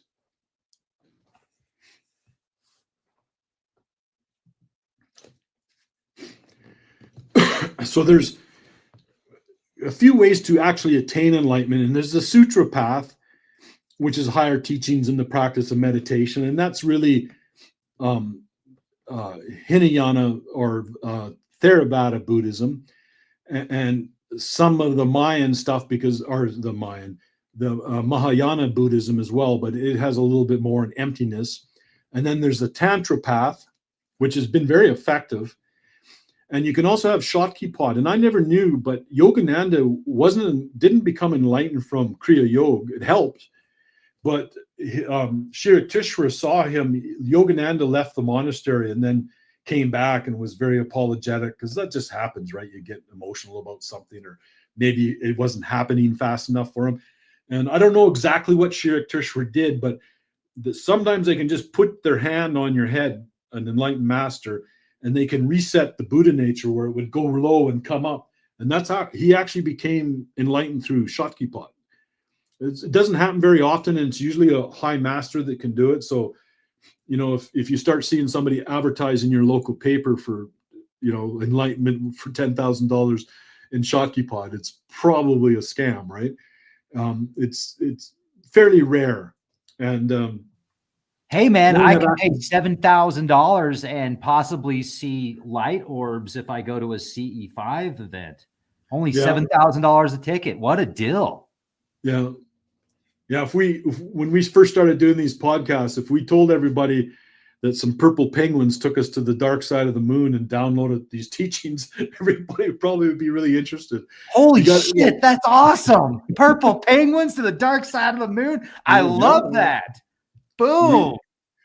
We were bad at marketing. We told the truth. We needed to put some fluff in there. Everybody likes fluff. I don't know why people like the fluff. When you tell them the actual stuff, it's not as interesting, I guess. It's like, you got to have a bit of fluff, right? But I'm not going to do that. Penguins on the dark side of the moon. That's perfect. That's what I'm talking about. And then you have accidentals, and these are just old souls who suddenly awaken, and you see them in our society now, where people are just awakening without any practice. It was just their time, and they probably go to bed one night. A lunar eclipse happens outside. Their Buddha nature shifts, and they wake up the next day enlightened. But what happens is they really want to help other people, but they don't have a complete teaching because they didn't follow any practice. So it was an accidental. So usually they don't make that great of teachers, but it's still important to have them. Every person we can get over the finish line is going to add to the goodness, right? It's like the more you get, the better the world will be. I'm certain of it. And then the other way is you can they say if you go around Mount Kailash 108 times, do 108 koras, that you'll become enlightened, but your body will age. You look 20 years old or something about Mount Kailash. It's a holy mountain for the Jains, for the Buddhists in Tibet and the Hindus. It's a very holy mountain. But if you do 108 koras, it ages you. So might not be. And then there's divine grace. One of your viewers wrote me once and said, what about divine grace? And she was right. Like sometimes it's Hashem or the creator of the multiverse that can decide that for you. And then it's always very man-centric when you read a lot of these scriptures and stuff. And what a lot of people don't realize about the Tara, what they call the 21 Taras of Atisha, they all emanate from the green Tara. And there's white Taras, red Taras. They all have different kind of roles. There's even black Taras, and they protect against black magic. So when after Buddha attained enlightenment and was tempted by the daughters of Mara, which was like an archonic attack, the black Tara actually appeared and protected them. You won't read that in Theravada Buddhist text, but the Tibetan text and some of the Indian stuff talks about that. So it's like, depending on what, if you go to a Theravada or a Hinayana type Buddhist school now, don't run in there and start asking them these questions because they're not going to know it, basically. And then the early Coptic church in Egypt, there was a guy named Origen Adamanius. He's probably the greatest Christian theologian that ever lived. And he taught that we all can be godlike in spirit by doing good deeds. And he claimed that the soul came back many times until it reaches a state of purity. So the resurrection really was reincarnation. And that only after royal illumination, which is enlightenment, that you can return to God and go to that all the way to that seventh heaven, because the six realms that the Yama controls is not the seventh heaven. You don't go to the seventh heaven until you become enlightened. And Origen was really heavily influenced by Gnostic sages. He actually boarded with a woman, and she was kind of like a ancient theosophist, basically, and she had all these Gnostic sages coming in, and so he was heavily influenced by it. And the Roman Church captured him and tortured him, and he died 2 years later because they wanted him to recant where he said that the Father is greater than the Son, and the Roman Empire wasn't going to have that, because they kind of molded Christianity. Like the Gospels are heavily edited. Most people don't realize that they hired Greek writers, the Roman Empire, to write the Gospels. They already had So I personally, I could be wrong, but I think Jesus was more like a yogi, like an enlightened sage. And a lot of people think he went to Tibet, but there wasn't Buddhism in Tibet in the time of Jesus. So he would have only got kind of Bon teaching. He could have got some of it from India, and some of the Indian influence could have been there. And there was Zoroastrian influence in the Middle East. Personally, I believe that some of his higher teachings came from the Essenes, who lived around the Dead Sea, and they're the authors of the Dead Sea Scroll. They were very observant Jews, basically, but they left the temple because they saw the temple being corrupted and trade and commerce and all that. But it was said that the Essenes had hidden secret teachings to help sleeping souls awaken. And I believe it came out of ancient Egypt. I'm almost certain of it. And it's also what all of the Gnostics got their information really from ancient Egypt. It didn't come from Buddhism or Hinduism, like everybody's trying to make those connect. It came from, they had it in ancient Egypt too, before the time of Buddha. And at Kara and Tepe, they had it too. we don't have those teachings yet, but it came out of ancient Egypt, and it really, that same kind of just around the time, because it was influenced with the Greeks there as well. And so the all of alchemy, the higher knowledge of astrology and enlightenment and stuff that's in alchemy came out of Egypt as well. So I think that's the real source of it. But it's hard to know for certain. So why these avatars came to help us is we are Avhuts, and it sounds like a lower name, Avhut versus avatar, but a Avhut is a homegrown soul down here on Earth, but they can reach a state of the same state of Bodhi through self-effort. And at that point, when the Avhut becomes enlightened, there's no difference between the Avhut and the avatar, right? Like, especially if they have a complete teaching or whatever, they kind of are the same. So these Avhuts that are going to become their own avatars on Earth might become the future Maharishis of the multiverse in a future time, right? So just hold on a second. I'm just going to grab something. Sure, no problem. Absolutely. While you're doing that real quick, I'm just going to say hello to everybody in the chat. How's everybody doing? I hope you're enjoying the podcast thus far. And Sheldon is back in the saddle again. You just have to reset. I always get congestion when I do these podcasts. It's like, I don't know where it comes from, but it happens every time. Huh. That's right. You said that last time. Yeah, I remember that. Yeah, every time. Yeah. Then it goes away an hour after we're done. Maybe it's just from talking too much. Like, it's kind of a new thing to talk about, right? It's kind of hard to give these presentations because I'm giving everybody like a huge amount of information, and I'm trying to pack it into a couple hours, right? It's hard. These are quite they're hard to on the mind almost to be able to deliver them, but hopefully I'm getting the point across. So let's talk about this soul, these orbs. So when you look at the very core of a soul, it is a orb of light. So we're truly plasma beings. When you look at the causal body and the subtle body, it's basically plasma. But I don't know, it comes from the great center. Somehow God creates this. I don't know.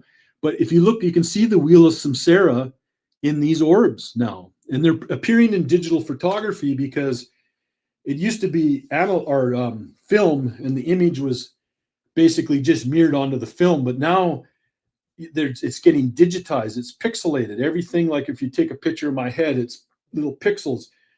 So if there's a orb floating around me right now, it's going to turn up in these pictures. And this is basically a soul without a body. So that it's not in corporeal form, basically. And it's where real consciousness resides. I think I told you about I had a real near-death experience where they barely got me back. I flatlined probably for 5 or 10 minutes. And it was just, and I was on a journey. I was going back to that great center. I was going to the seventh heaven. I wasn't going to go into the lower realms anymore. I know I was going there. And I came back. But the thing that I learned from that is my consciousness was still fully there. But it was like a more connected consciousness. I wasn't worried about my dogs or my horses or my cats or what my mom and parents would think. Well, my dad had already passed, but and it wasn't until they got me back to life with the paddles and beating on my chest that and it wasn't from drugs or anything like that. But when they got me back, it was like the consciousness changed again, and I started worrying about my horses and my cows and dogs. I didn't have cows, but I had dogs and chickens and all those kind of things you have on a farm, right? But when I was out of my body, I still had my consciousness, but I wasn't so much worried about things in my life at that point. And it wasn't until I came back that I started worrying about those things. So that soul the connection is soon. You know how in science they say when the sperm meets the egg, there's a flash of light. That cord comes from the other side, the Bardo or the astral plane somehow, and it stays there. But this orb doesn't come in until the body's developed enough. And I think the Quran has the best explanation of that. I think they say like it's like 4 to 6 weeks or something. Like the body there has to be a spine, and there has to be the Shushanam region and in the spine before the indwelling soul actually enters the body. But that connection is made at the moment of conception. And if you ever read the Tibetan book of the living and the dead that Padmasambhava wrote, well, Yeshe Tsogyal translated it, and they hid it for 700 years. So because it was the dark age, it wasn't time to release it. He talks about going down that hall in the final phase of the death bardo, where you select your parents. You're looking at all these people in the embrace, and you literally select your parents, and you try to select the parents who are going to give you the best life to attain enlightenment again. And so like, there's more to where you're born and who you're born than we would ever imagine. There's a bigger connection there, and that soul retains all your past life information. It might not remember everything. That's another city that you've got to develop, because if you remembered all the trauma of your other past lives, you probably couldn't handle it. So there's probably it's a protection thing. And when you gain full consciousness, some of that stuff starts coming back. You might have a vision dream, and then oh, right, I remember that now. And it expands, and you'll get more and more past life memories after you attain enlightenment. And it's affected by mental formations and the cosmos or plasma. So there's two things to the soul. There's the causal body, which is this. That's your causal body. And like, I don't know how they knew this 5,000 years ago, but Krishna in the Bhagavad Gita and the Upanishads talk about the 4 aural electricities of the causal, or the 5 aural electricities of the causal body. Listen to the name, aura electricities. They're talking about plasma. We're plasma beings. We just have a meat suit right now, but when we die, we're right back into, we're literally plasma beings, like all of us. And I don't think, a lot of people think there's people that don't have a soul and they're like, NPCs walking around. Everybody has to have a soul, because the organs of the senses and the organs of action will not work if you don't have a soul. Basically, you need that part. So they're just not connected to their soul, because most people in their existence, they're a mind and a body identified being, and they don't really recognize the moon spirit or the Buddha nature within. And so that's where the ego comes in, and how we go chasing money and all these things in life, and our soul's kind of ignored until we get into higher sort of understanding, right? And it's on its grand journey of discovery back to source. Eventually, we're going to get back to the great center, or that 7th heaven, which is pure white light. That's how it's described. And that's where all the saints go. That's where all the Buddhists go. When Buddha went to Parinirvana, he went to the 7th heaven, which the Gnostics and the Essenes talked about. Even in Islam and Judaism. Christians don't know it, though. Theirs is a lot more. They don't understand a lot of this stuff yet. And basically, that's when we go back to God again, and we become the oneness. There's not so much individuality anymore. It's oneness at that point. So we all go back to one eventually. And it's kind of interesting that these souls, they're appearing in all of these ancient Indian art, Buddhist art. Now we're seeing they're even in the Indian flag. Like this has been known for a long time. I wouldn't be surprised if they find some of this stuff around Karahan, Tepe, and places like that as well. So to understand what actually happens is the causal body is like your core body. And if you're in Buddhism, it's very important when you listen to what I'm teaching you now, not to see your soul and your subtle body as a separate self again, because then you're you're getting mixed up in the ego again.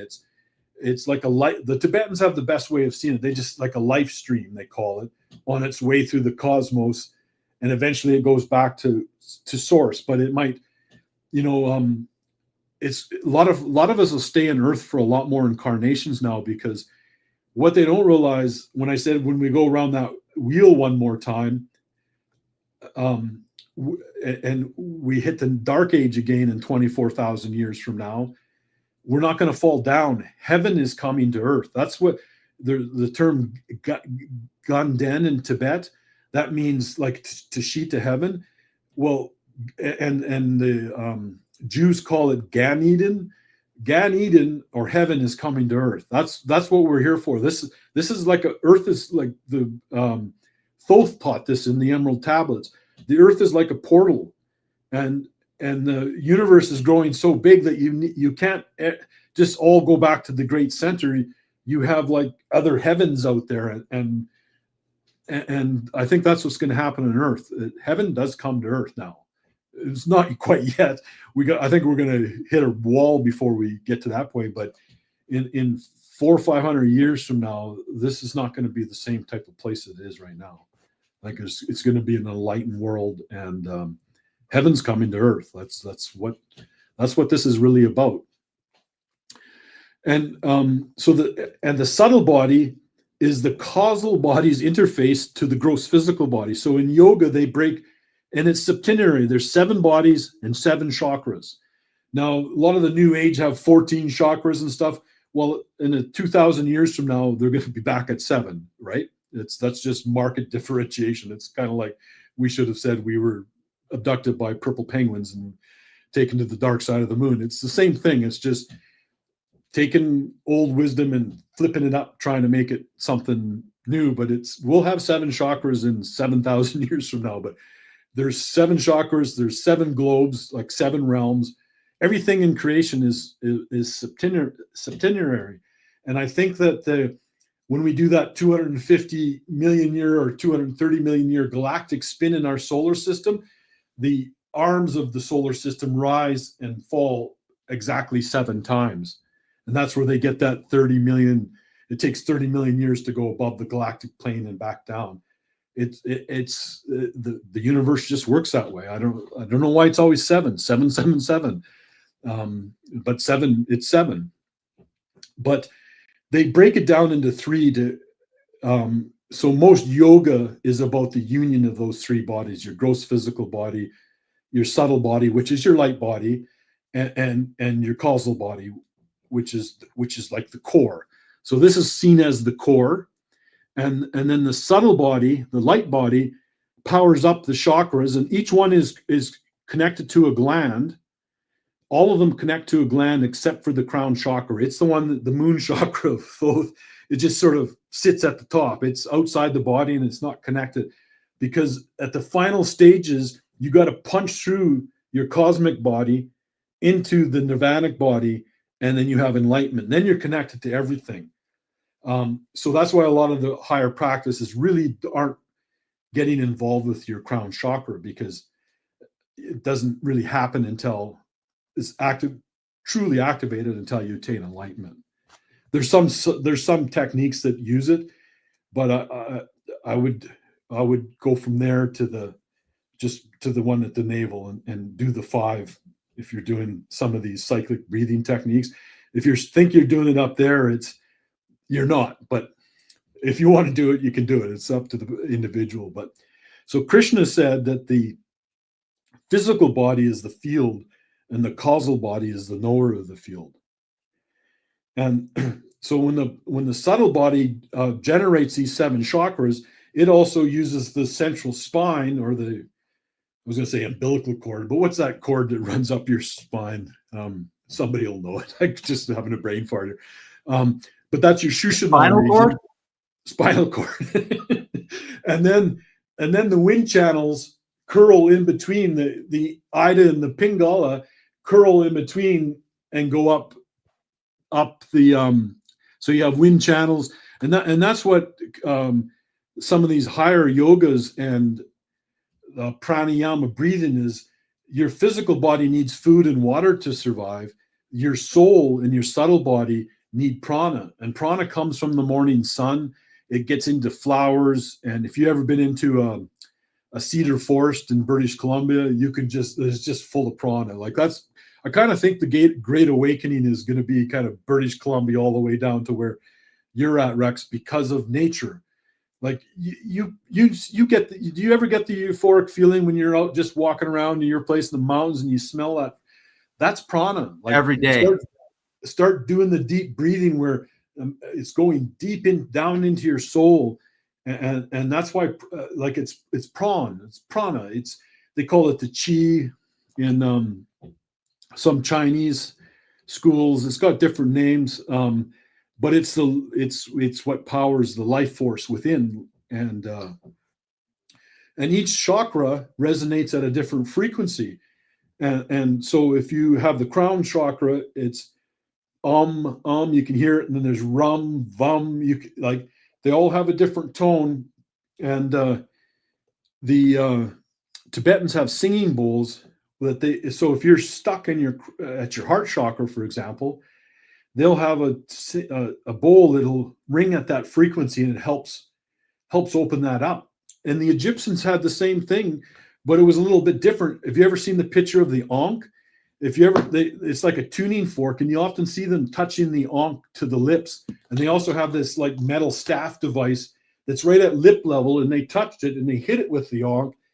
So they were helping open up their chakra system, basically, in the same way a Tibetan bowl would work with the Ankh. That's really what the Ankh was. The Egyptians knew a lot more about this stuff than we missed most of the stuff.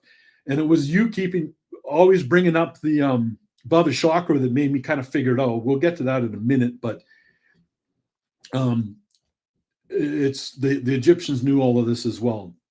But it must go below the root chakra for enlightenment to present. So if you look at this, say this is your orb inside, there's a plus side and a negative side, and that only occurs through mental formations, love. Like the Gnostics knew that you had to have love for their secret teachings to work. That's why Buddhism's big on developing. If you haven't developed love, you will not have this. And you need, so there's a neutral point in the middle, a positive and negative. And what has to happen is it has to sink right below the very root bottom chakra and rotate 180 degrees. You do this during an eclipse without using your mind, and it'll rise up. It doesn't rise up super fast. It comes up about this speed, and it'll rise up to your crown, and you'll have perpetual bliss. The bliss will be very extreme for the first 6 months, and then, like humans are, you just sort of follow back into it and live your life. But the bliss never goes away. Even when you're almost dead or your dog dies or something horrible happens, the bliss is just always there. Like it's the best way to describe enlightenment is perpetual bliss. And everybody has that's your divine right. Everybody should live in perpetual bliss. You're really missing out on life if you don't live in perpetual bliss. So the three bodies of the yogi are basically the causal, subtle, and the gross physical. And the whole purpose of yoga is to bring them all into union, the three bodies. So, and meditation is also something that people get kind of screw up in their early path, is they try to fight the mind with the mind. They think they got to stop. They know some master or somebody they've read somewhere that you got to stop the mind and get rid of the ego and all these other things. That's all just mind related. And there's no sense of fighting it with the mind. True meditation should remove the obstacles of the mind and the body, so only the Buddha nature within is revealed. That's where you got to go. And one of the best ways to do that is just being in nature. Grow a garden. Spend more time by a waterfall. Grow lots of flowers. Get the prana from that and have plants in your house. Spend a lot of time outdoors. Less doom scrolling. Get off your computers. These things are the curse. I never had, when I got out of high tech, I said I'm never going to have a cell phone again. I used to get like hundreds of calls, and I had to get one of these because you can't do anything anymore unless you have one. Even the problems we had with the internet tonight, I had to use the damn phone to get the codes downloaded. But I went for a walk the other day. I live by it's one of the top 10 lakes in the world for beauty. Like it's on the top. It's a very beautiful lake. It's turquoise blue and very beautiful area. And it was a really nice morning last week. And I thought I'm going to ride my bike down to this cafe that's like a couple miles down and have breakfast and have a coffee. And as I'm riding down there, birds are singing and it's just all beautiful. And these two people walk by and you can tell they're boyfriend and girlfriend. And they literally got their phones right in front and they're just doing this. And I'm thinking, you guys, like, I didn't say anything, but it's like, turn those stupid things off. And after I had breakfast and rode back, I saw them again, and they were still on this beautiful day, on this beautiful nature path, looking at their phones. And like, it's part of the distraction. Like we get distracted on purpose, I think, by all these social things that are occurring and all this stuff, just to keep us off what we really should be doing. And nature is your best guru to awaken the Buddha nature within. So in the Yukteswar's book, The Holy Science, everybody probably should read this book. You probably want to read The Hidden Teachings as well. I'm not trying to plug my book, but you really, if you're really going to go all the way with this at some point in your life, even if you don't think you're ready yet, you probably should have that book and just keep it on the shelf in 10 years from now, because I'll probably take it off the market in a couple of years. I'm kind of been trying to get away from this. I feel like I have a hot potato and I just want to throw it away and go back into the silence kind of thing. It's not I don't have websites. I don't charge for this. There's no paywall. You don't have to send me $333 for this information. And, but that's one book you probably should have or read in your lifetime at some point. Cause it's, everything I'm telling you here is it. You might just have to keep this video and watch the video, because I'm pretty much telling you everything that's in the book tonight. So in Yukteswar's book, he talks about the 5 aural electricities of the causal body of this, and like he said that we won't be able to measure this until Treta Yuga, which is still 2,400 years away. So modern science won't be able to measure these subtle energies of the wind channels, how the male and masculine wind channels work during an eclipse, and how the 5 aural electricities make up the causal body. And it even goes in to explain how it unfolds out into the subtle body that then connects to basically your gross physical body. They knew this stuff like I was blown when I knew that I had to go back and look at in our past, because people wouldn't listen to some, Canadian guy. If I had a turban and looked Indian, they might, or, look more Tibetan, they might listen to me. But I had to go back to show people that they knew this in the past, because I was blown away how much I found. And especially even in the Egyptian stuff, it's like, we've known this for a long time. And so he says is where true consciousness resides. And it's true. When I had the near-death, your consciousness is really not in your brain. When you have a near-death experience and you leave, you still have that consciousness. It's in this somehow. I don't know how it's in there, but it is. The brain is just like this is your real AI. The brain is just like a microprocessor where you throw up your problems, and it creates a lot of problems for you too. It's where the ego and where you're picking between this and that. Like, that's the real disease of the mind, is always picking and choosing. This is good, this is bad. That's how the mind works, but the soul doesn't work that way. So you really want the soul to be the driving force of your being. And that's what happens when you shift it and bring it up to the crown chakra. You still use your brain and to work out a problem or whatever, but it's not in the driver's seat anymore. You want to get the mind out of the driver's seat and have the soul in the driver's seat of you.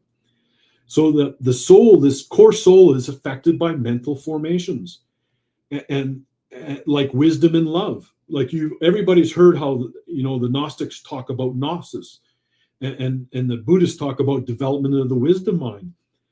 It's not just getting a bunch of degrees or reading thousands of books and think that you've got Gnosis all of a sudden.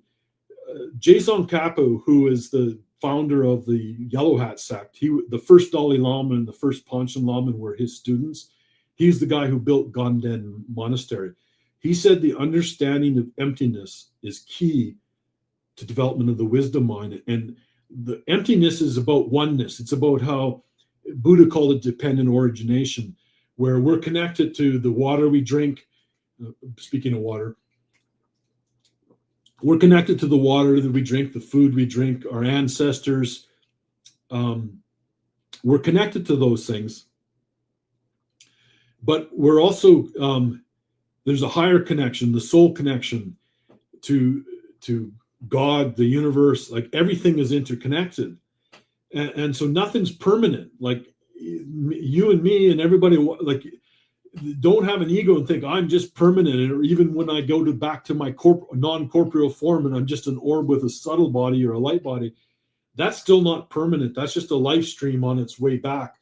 And I think when we finally get back to that great center, it becomes true oneness again, where we're not so much individual. It's just like, so your wisdom and all these kind of go back to God or source and become part of that source. It's not so much separate anymore. So it's very important to know that, but it is affected by love and wisdom. Those are the two main things that affect the soul, the very core of the soul. And it even says in the I think it's Upanishads and in the Bhagavad Gita, that an atom under the influence of chit, which is universal knowledge, which is that true understanding of emptiness, forms a calm state. Every atom in your body forms a calm state. And when it's spiritualized, it's called bodhi, and that's when it creates that positive, negative, and neutral side, and that takes love. So if you don't have love in your heart, you're never going to be able to rotate it and bring it up to the crown. Love is very, very important. So, and Krishna taught this about love and wisdom. And so there is a deeper meaning behind the love and wisdom. And so the causal body is affected by mental formations, and the subtle body is affected by light and the cosmos. And that's why the position of the stars and binary star systems and eclipses affect your subtle body. It's because the subtle body is the light body, and the light throughout the multiverse comes down, and you'd think, well, if something's 100 million light years away, how does it affect me? And that's been proven in quantum physics with quantum entanglement. You can have a particle like a proton or electron on two different sides of the galaxy, and if they form a quantum entanglement, if the state here changes, it instantly changes there. There's no speed of light, and that's really how astronomy or astrology really works. Is the universe does affect you, and all the planets and every charged plasma sphere affects us. And why I say Sirius really affects us is because its luminosity and its proximity to us. It's very close. It's not like Alcyon, which is like 400. I think it's 400,000 light years away. Like some of these objects are really far away, but they still form these quantum entanglements. And I used to work in telecommunications, so I know a lot about lasers. They've been able to prove quantum entanglement with lasers. So it's almost a proven science. It's not just sort of a speculative thing anymore. So without a loving heart, there's no potential for awakening. And the three energy channels of the subtle body, that's your light body. And so you have the Shushanam, which goes right up your spinal column. And then the Pingala goes up the one side, and then you have and that's masculine, and the Ida is feminine. And they're not like, it's not new age, feminine, masculine kind. It's like a subtle charge. It's like those aural electricities of the causal body that Sri Yukteswar said we wouldn't be able to measure. Science won't be able to measure this stuff. And this is where astronomers are missing the point, is they don't understand these subtle energies either. So they don't understand. They think, it's astrology is a pseudoscience. It's not. A great astrologer is able to understand how the heavens affect us and affect the subtle body, and it's done through quantum entanglements. And when you have a total lunar eclipse, what happens, because you have the sun, the earth, and the moon in perfect alignment like this. This cord that you see is think of it as a plasma tunnel, and the sun is masculine and the moon is feminine. It's different in Kalachakra. It's actually the opposite, but it doesn't matter. The same thing works. And what they do is they neutralize the masculine and the feminine wind channels. And so the time for enlightenment is optimal during a total lunar eclipse. And that's why all the ancients knew this. That's why there's Göbekli Tepe. That's why there's Stonehenge. That's why all of these sites exist. They knew this a long time ago. That's why they got the moon crown on top of Thoth's head. They're like leaving us this information, and we've just completely missed it. But this is really what happened. This is probably one of the most important things to understand, is if you understand how this becomes neutralized during an eclipse, and if you're able to do the right technique where you let that orb sink right down to your below your navel, basically, like below your privates, and rotate it, it'll come up and it'll be permanent. That's that. But you got to do it at this time when the wind channels are neutralized. And guess what? In Shambhala, when they did the higher tantric practices, the sexual techniques, they only did them during total lunar eclipses. I'm not making that up. That's in the fragments. Anybody can go online and you'll find it in the fragments of the Kalachakra. But you don't need the fragments anymore. You're getting more than the fragments right now. You're getting everything, basically. So the subtle body is really what generates these chakras. It generates these wind channels, the three primary. There's also thousands of nadi channels that go out to the whole physical body. And this is when the karmic winds, which in the Kalachakra, turn into wisdom winds. So, and when you hear about the Kundalini and the serpent uncoiling, like this kind of looks like a snake, right? It's just talking about that dormant life force or your Buddha nature coming up. It's not some, like, well, I know a lot of Christians, it's satanic, it's an evil snake coming up. It's not. It's your Buddha nature. It's your soul, basically kind of uncoiling and rising up. And then it expands out like to about this much around your head, that field. And we'll probably see them again when we are in the next golden age, or maybe it's another 2,000 or 3,000 years, but I suspect more and more people will see this. But remember this is why it's so important. It neutralizes your wind channels. The Egyptians knew this. The Egyptians had the names for these wind channels, and they the same thing, the feminine, the masculine, the same thing in the Kalachakra Tantra. Oh, Sheldon. Yeah. Right when you said remember this, we lost you. So could we go back to remember this? Okay.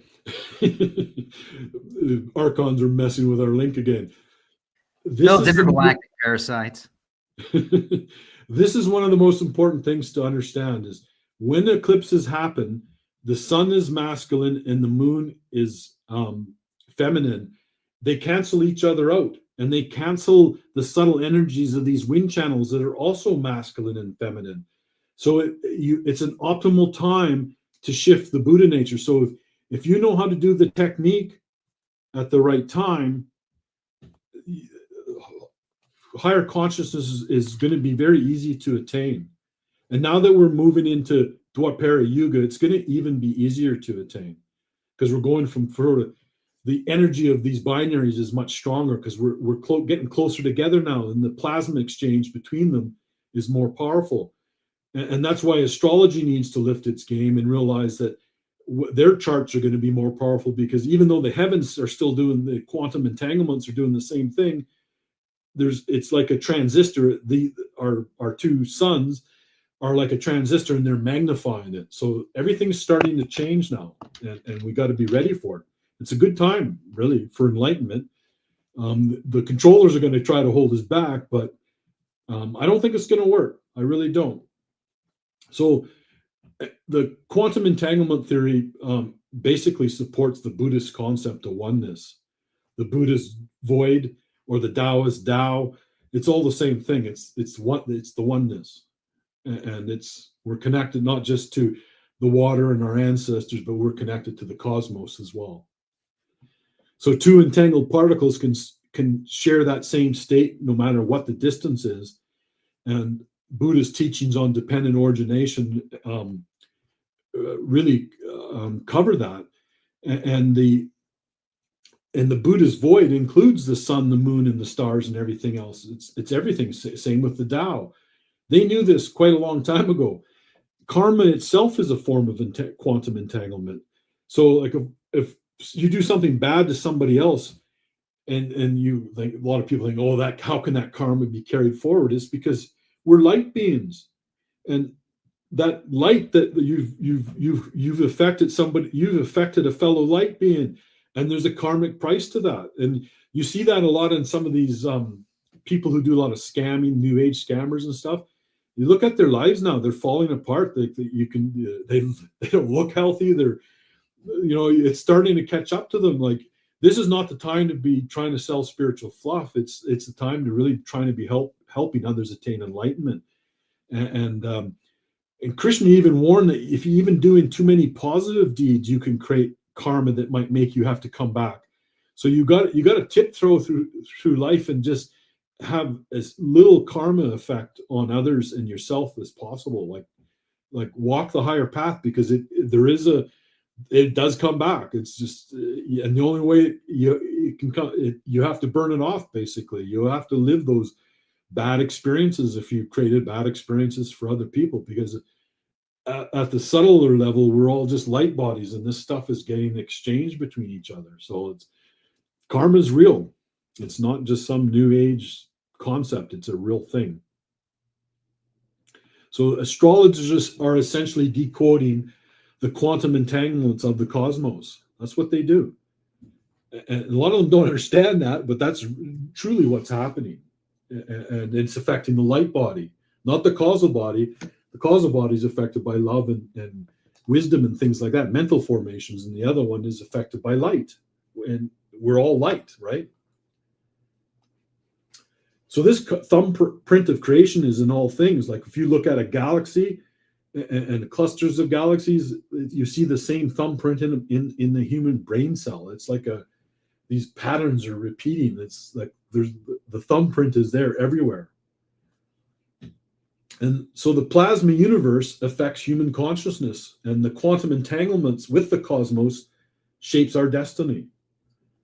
We're still independent beings. You don't have to go to an astrologer every week to find out what you should do next.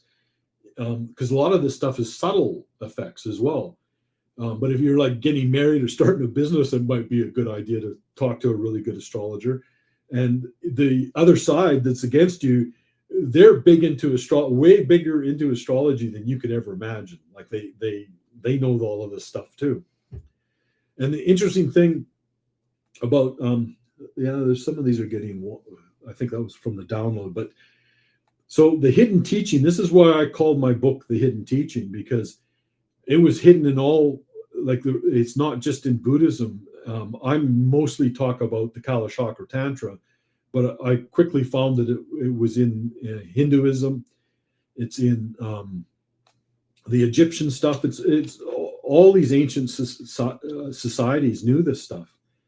And Buddha gave this teaching sometime after his enlightenment.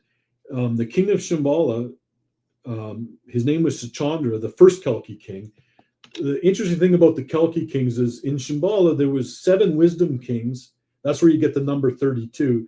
And then there's 25 Kalki kings. The first Kalki king came up to the surface with 90 rishis. And it sounded like they were kind of practicing something very similar to the Vedic side of things, like Hinduism. And Buddha gave him this separate teaching, and which was the Kalachakra. And he went back to Shambhala, and translated it into the Kalachakra Mula Tantra, which is that document that was 12,000 shlokas, and a shloka is roughly like a verse. Like if you see verses, it's like a short verse, and then the sort of help manual that he wrote with it was 60,000 shlokas. And to put that in perspective, the Old Testament and the New Testament combined are only about 38,000 verses. So it's bigger. His help manual or his go-to manual to the core Kalachakra Mula Tantra was bigger, like almost twice the size of the Old Testament and New Testament. And these are shlokas. These are precise sort of things that didn't include all of the, the story of David, and like that takes up text, right? This was very precise stuff. So, and we don't have it now. And it was a complete document. It had everything in it. And it was monitoring internal time cycles and external time cycles. So this whole thing that I talked about earlier about these larger cycles, that was in it. I'm almost certain that was the exact same thing Buddha got as well. Most people don't realize Buddha was a prince. So in the ancient world, he left his sort of principality, I guess you could say, to become enlightened at quite a young age. But he would have been highly, highly educated at that point. So he was probably already like a guy with a PhD, but in these ancient teachings. And then once he became enlightened under the Bodhi tree, and everybody knows it was a full moon night because they celebrate the birth, death, and the enlightenment of Buddha on the what they call a Vesak festival. It's always on the full moon of usually May or April, but it wasn't just a full moon; it was a blood full moon. That's the part they missed. And I know for a fact it was a blood moon because the Kalachakra Tantra is what they used with the higher tantras in Shambhala, and they only do the higher tantras during total lunar eclipses. So they got that information, right? Like they know this, like it's been known for a long time. And Shambhala became an enlightened society because of that. They didn't have to go through the dark age yet. I don't know if like there's a place under the Himalayas, I'm certain, where like a base. But Robert Thurman, who has pretty close connection with the Tibetans, claims there's 300 million people in Shambhala. And I don't think there's a base or a cavern system in the earth that could house that amount of people. So it could be potentially on another planet as well. And it's just a base here. I don't know, though. I wished I knew that one. That one's driven me crazy for 30 years now. And I don't have the full answer for that. But he did give this teaching to the first Kalki king. And they say there's going to be 25 Kalki kings until the last one comes. And each one has a ruling period of 100 years. So we're getting to the time where the last one should appear at some point in our future, very near future, because Buddha was roughly 2,500 years ago. So we're in the zones. We don't really know where it was, and these esoteric teachings date back to Thoth and Hermes. It was really the Hellenistic period in Egypt was heavily influenced by a lot of that teachings. The Essenes had teachings to help sleeping souls awaken. The Gnostics had these teachings, and the alchemists, but we lost it all. But I'm pretty sure that someday we'll find it, because the Rome hunted down the Gnostics. They really wanted to get rid of the Gnostics. It was a threat to them, right? They didn't want. Rome was a controlling, dark society. The last thing they wanted was enlightened people. So I think that's, and Origen Attius, the guy in the Coptic Church, he was tortured by Rome and he died 2 years later from his injuries. Like Rome was a brutal thing. Like and they put all the Christian holidays on pagan holidays on purpose. It's like it was a dark group of people. Rome, like they held us, but it was in the Dark Age. Everybody was down. All those terrible Chinese wars occurred during the Dark Age. The Mayans fell we all became basically dicks during the Dark Age. It was like, our history shows it basically. And even the Kabbalists have got that ancient teaching from Egypt as well. And it's not Buddhism. It's something separate. It was before Buddha. It was from one of these other Buddhas, like that guy Karahan Tepe. You know, he was probably the third or the second Buddha.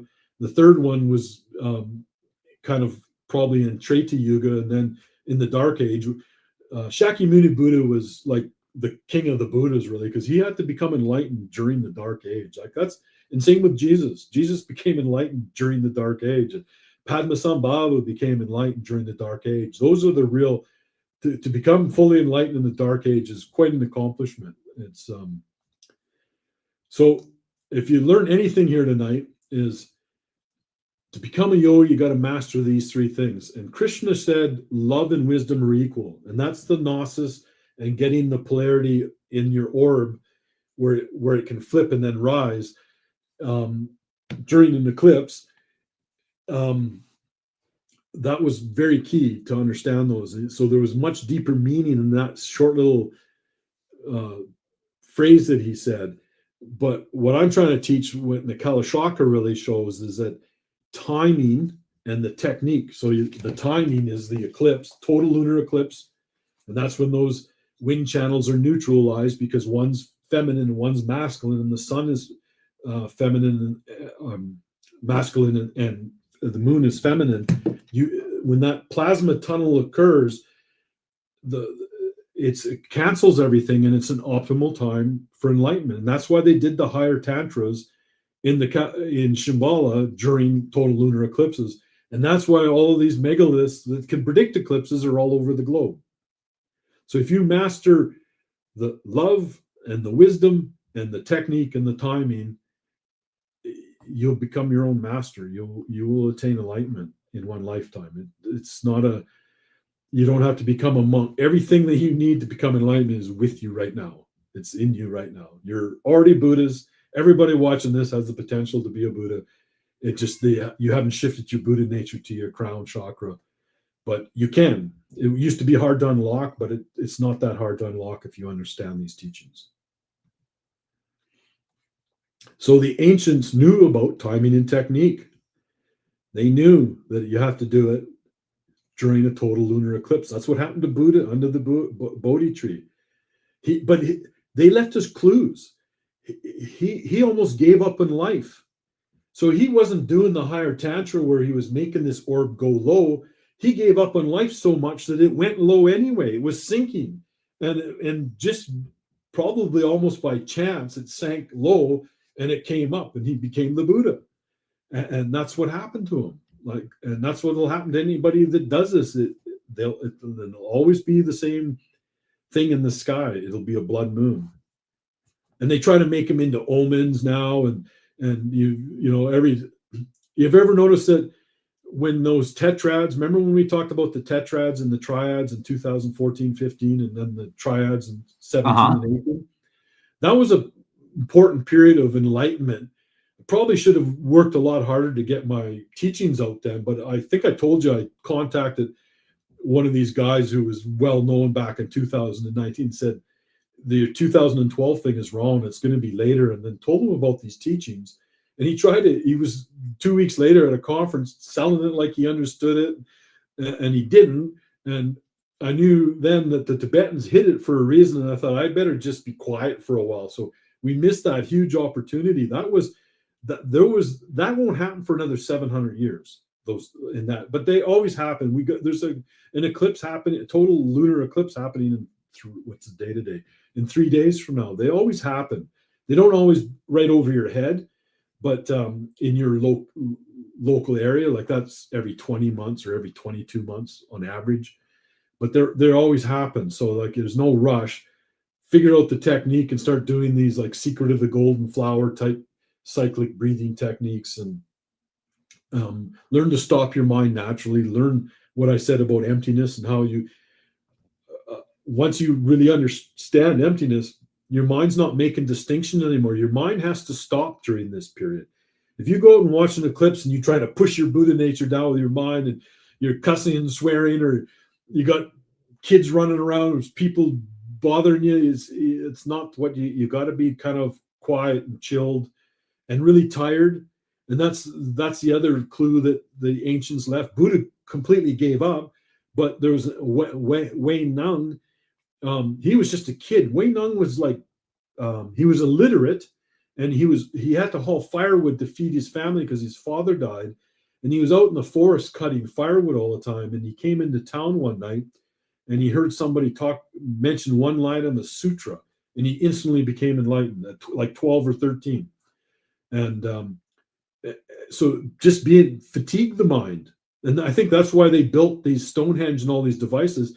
They weren't precision where it was exactly when the eclipse. You just need to know a couple days or like a week or so in advance, so you can start tiring your mind out, start making sure you got your practice right. And then when the eclipse comes, you're truly ready for it, and you're going to gain full consciousness during that time. So timing and technique are equally as important. It's an optimal time to shift the Buddha nature because those wind channels are canceled. The feminine moon and the masculine sun in alignment create like a plasma tunnel, and it's like a dead zone almost. And so your wind channels are open, and the Buddha nature rises up a lot easier. It always happens during eclipses, total lunar eclipses. And I do these, and then a couple of years ago, some people invited me. They read my books and everything, and were inviting me to this. And it was a partial lunar eclipse, and I was like, no, it's not going to work. It's got to be total lunar eclipse. And then I get people writing me, they're going out for the solar eclipse. It's like, pay attention. It's the last time I'm going to tell you. It's total lunar eclipses. That's when they did it in Shambhala. That's why Thoth has the moon crown on top of his head. They knew this in the ancients, and it's time more people know it now. And so eclipses are viewed as they magnify universal energy because of that plasma. Everything in the multiverse is plasma. Even physical objects like a moon or the earth is considered a charged plasma sphere. So Shakyamuni Buddha had his awakening during a total lunar eclipse. It wasn't just a full moon. It was a blood moon for sure. And they left these clues. I already told you, Wei Nang just heard a sutra, but he was young and fatigued. So before eclipses, don't abuse your body, but stay up for a couple days. Not all day, get some sleep, but be really tired, because you can tire the mind out. Do some exercises, tire the mind out. The mind can't be there. The mind has to stop, and it has to sink. At that point, your true soul consciousness in that orb in your causal body is the one who brings it down, rotates it 180 degrees, and then it comes up. And it's the same thing they do in Tantra with the sexual practice. I'll explain that to you in a few minutes. And the other thing is, you don't want to play the strongman game. Is you've all seen these at a fair where you hit the thing and the bell or the ball goes up and hits the bell. Well, we kind of end up doing this in a lot, and even the Tibetans are kind of doing this. They have all kinds of different techniques to help raise that energy upwards, and then they have other techniques to help pull it back down. And they got the 4 drops in a lot of tantric practices. They've got different methods, mantras, visualization. There's all kinds of things that they do, and it's quite amazing because there's a lot of enlightened Tibetan monks, a lot more than most people think. They really perfected what they got from India.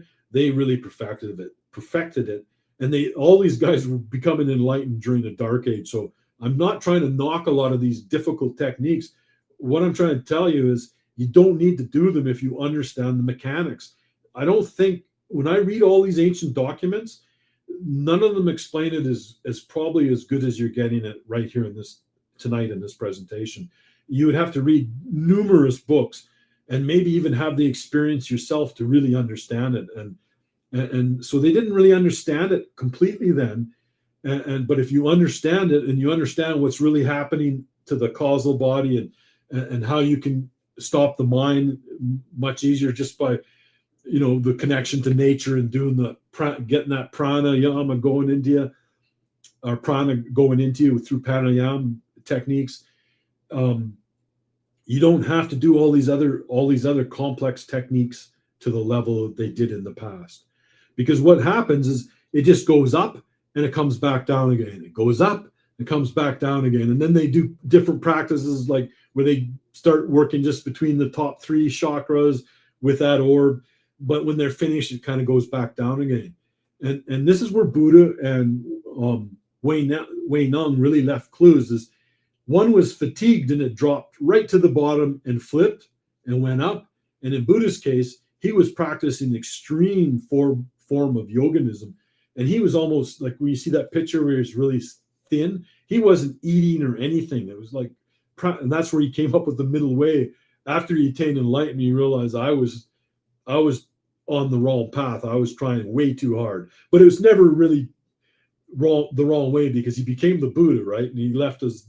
All of this is basically, he left all of this for us in the Kalachakra Tantra, but we kind of lost it in the Dark Age. We lost everything. Even a lot of the Vedic stuff got silly in the Dark Age, where they would say the Ra and Ketu were these imaginary planets that would come in, and the Chinese believed that a dragon was eating the sun during eclipses, and they would send people out banging pots and pans to scare it away. And that's the worst thing you could do in an eclipse, because they magnify universal energy, is have everybody in a place of fear.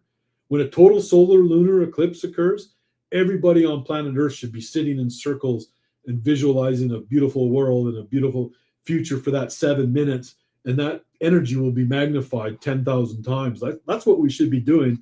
If you look at our past, we have wars start during them eclipses. Kings come to power during eclipses because they know it magnifies. Like, they know all of this, and they've used it against us in a lot of ways. It's be really careful when solar eclipses happen, that you don't get caught up in fear-based porn, or don't doom scroll that week. Just go out there and enjoy them, and be peaceful, and your thoughts will magnify. So now you guys know the mechanics of enlightenment. This is what's really important. So when you develop the wisdom mind, and every atom in your body is calm, and you develop a loving heart, and your causal body has polarity, all you need to do is let it sink and rotate it 180 degrees, and then it'll rise up to the crown chakra during an eclipse. And I think that even the menorah, like they talk about this, the middle candle is the God's light, and the other one is your lights on the way to the path, and it's got 7 candles. It's kind of connected to the explaining the chakras in a way, potentially. And they, if you look at all of the Jewish feast days and high holidays, are all on either new moons or full moons. And a new moon is the only time a solar eclipse is going to occur, and a full moon is the only time a total lunar eclipse can occur. So they knew this, and it was in that wisdom was kind of in the Kabbalah, and we just kind of lost that in the Dark Age too. So there's a lot of great wisdom in Judaism as well. Like I find some rabbis, I see them at the same level as a high monk or a high lama or a rishi from India. There's some pretty amazing rabbis on this planet. There's some messed up ones too, but we don't need to go into that. So the Kalachakra Tantra, this book this Mula Tantra that's disappeared, and we've only got 1,000 shloka version of it left. That's what Buddha gave to this first Kalki king, Shachandra. And it was 12,000 shlokas in the Mula Tantra, and the guide was 60,000. And the one that we have remaining is 1,000. You almost know the full Kalachakra Mula Tantra now. That's what you got tonight for free. You didn't have to pay a cent. Well, unless you buy my book, you'll have to pay a little bit, but you don't need to buy the book. I think I've probably covered everything just in this presentation. That place, Shambhala, became an enlightened society. It describes the outer wheels of the universe, which we described in what's in the laws of Manu. I think that Buddha had access to, like, Buddha was really heavily influenced by the Bhagavad Gita and all of the Hindu teachings in a big way. Like, it's not written anywhere, but I would imagine he would see Krishna as his Mahaguru. And because like it was that he would have got a lot of information on his path. Even the yogas that he was practicing and stuff was all related to those great Indian minds. And there was some resistance in Shambhala from rishis. A lot of them got really upset when this Shachandra came back and introduced what the Buddha had taught him. And he didn't just teach him like the Four Noble Truths and how the 5 aggregates work or the Eightfold Path. He got the full teaching. He got the full, what we're kind of talking about here tonight. He gave him the full mula. And so he knew a lot. Like Buddha really knew a lot more than we give him credit for. He had a very, very complete teaching. And it describes these outer wheels, the universe, but it also describes their inner wheel of the body and how the body works and how the chakras work and how the Shushanam region and the wind channels work. And then it also has the spiritual practices that you need to do, to perform, to attain enlightenment, which is the technique, which is basically rotating that 180 degrees without the mind. You can't do it with the mind. If you go out in the field and you sit down and during a total lunar eclipse and your mind's bumping you in the way, and nothing's going to happen. And if it doesn't happen right away, don't get upset. Just keep doing your practices, and another one's going to happen. It's like it's not the end of the world. Like, don't rush it. Your spiritual foundation has to be right before you do these final practices. Anyway, don't rush out and do this stuff if you're still full of toxic anger and hate and still have a lot of issues going on in your life. It's good. It's okay to understand it, but I wouldn't really do the practices until you're ready spiritually. And the Kalachakra Tantra also had the mathematics to calculate eclipses to infinity. And I was like, where the hell would he get that? Like, was he a mathematician expert? But the great Indian mind. Like, I used to work in high tech, and some of those Indian guys, they're just he probably was able to get that from a couple guys in India in 500 BC. Like, there's it has the mathematics. And that Antikythera mechanism device is 2,000 years old. The same thing. It was like a watch, basically, that predicted eclipses to infinity. Why did they find that in a Greek shipwreck, right? So this kingdom of Shambhala is where they say the grandfathers of time watch over the world there. And that I think it's probably a subterranean base with an off-world location. I don't really believe in the hollow earth and there's a central sun. It could be. I used to believe that. I could be wrong, but I don't think that's the case, because a lot of the stuff that you hear about in Tibetan Buddhism and stuff, these guys are in like caverns or something like that, where the giants come out, So like, I'm pretty sure we'll know someday, though. Like, it's when the Kalki comes, he's coming with the people of Northern Shambhala, and they're the true wealth of this next cycle. They're going to bring things, and we're going to make huge leaps forward spiritually and probably scientifically.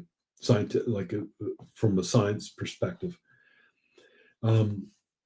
They say they sometimes send representatives to world governments. So like, they must look a lot like us if they can do that.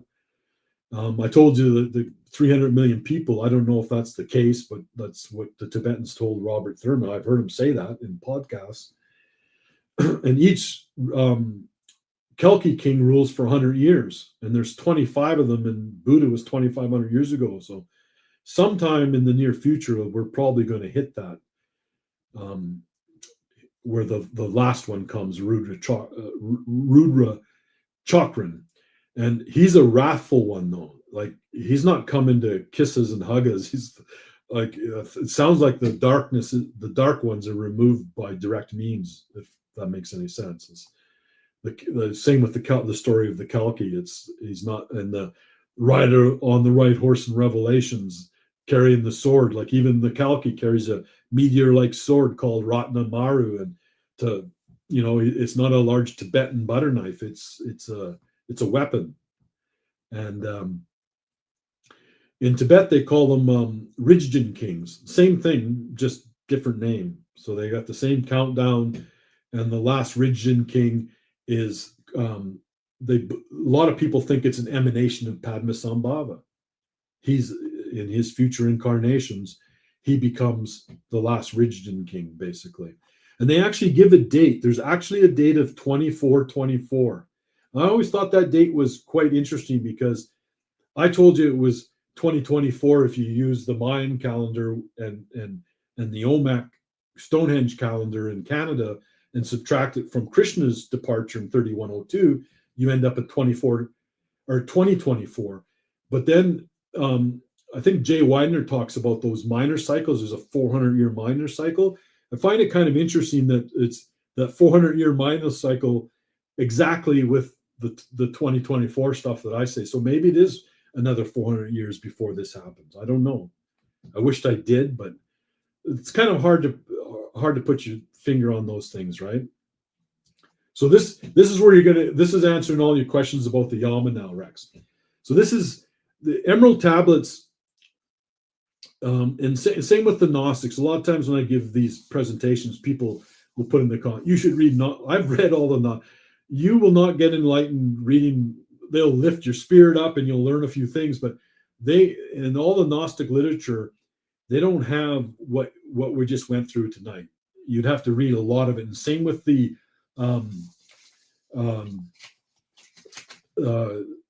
what we knew about the Egyptian stuff originally and the Emerald Tablets of Thoth. You can read the Emerald Tablets of Thoth and you won't find enough information to become enlightened. You can read all the stuff of Helena Blavatsky's and you won't have enough stuff to know how to gain full consciousness. Rudolf Steiner, you can read all his stuff and you still won't have enough stuff. You can even read all of the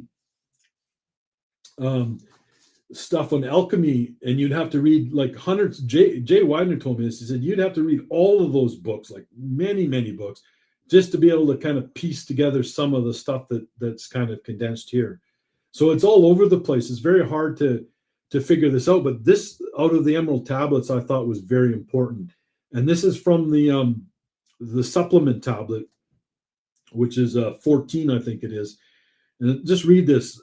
Know ye the earth is but a portal, guarded by the powers unknown to man, yet the dark lords hide inside the entrance that leads to the heaven-born land, and that the only way to get to Arula, which is that seventh heaven where Parinirvana and where the Buddha and all, like everybody eventually goes, and you and me eventually go there, is guarded. The barriers are guarded, and only the light-born man can get there.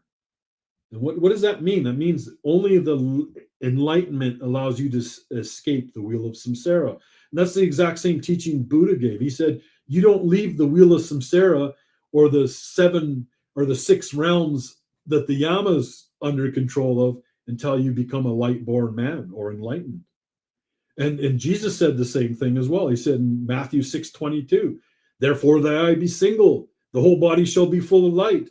They all knew this, like they really did. And we just missed it. So remember that. You won't leave your cyclic existence. And there is kind of a matrix. There's somebody blocking that.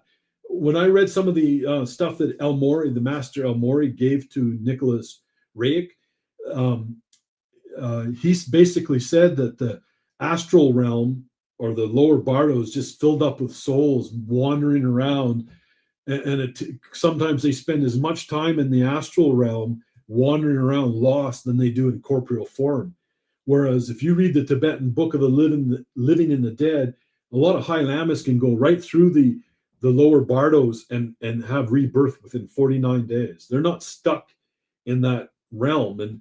And that's kind of the whole trick of the Archons, is that they even have more control of you in the lower astral realm, and they can't destroy you, but they can mess with you, like the soul, and they're like parasites. They're getting energy off your soul. Your soul is 1 billion times brighter than the sun. It's like we're very powerful beings, and when we stop living in fear and and gain control of our dream state again, and know how to go through the death bardos, like they're not going to be able to mess with us like this. This is what happened in the Dark Ages. I don't know when they leave completely, but so the Archons are the Dark Lords, negative entities. They gain control during planetary Dark Ages.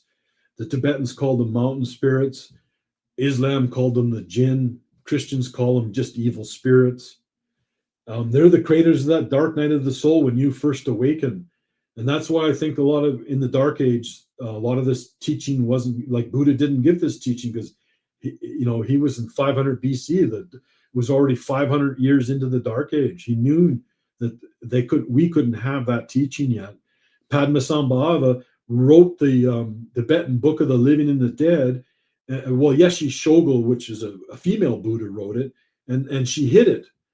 And she was a Tara, but she hid it because they knew that it wasn't time yet. And it was 700 years later, just more recent times, that it was kind of released to the world because they knew the Dark Ones would abuse it. And so it was hidden.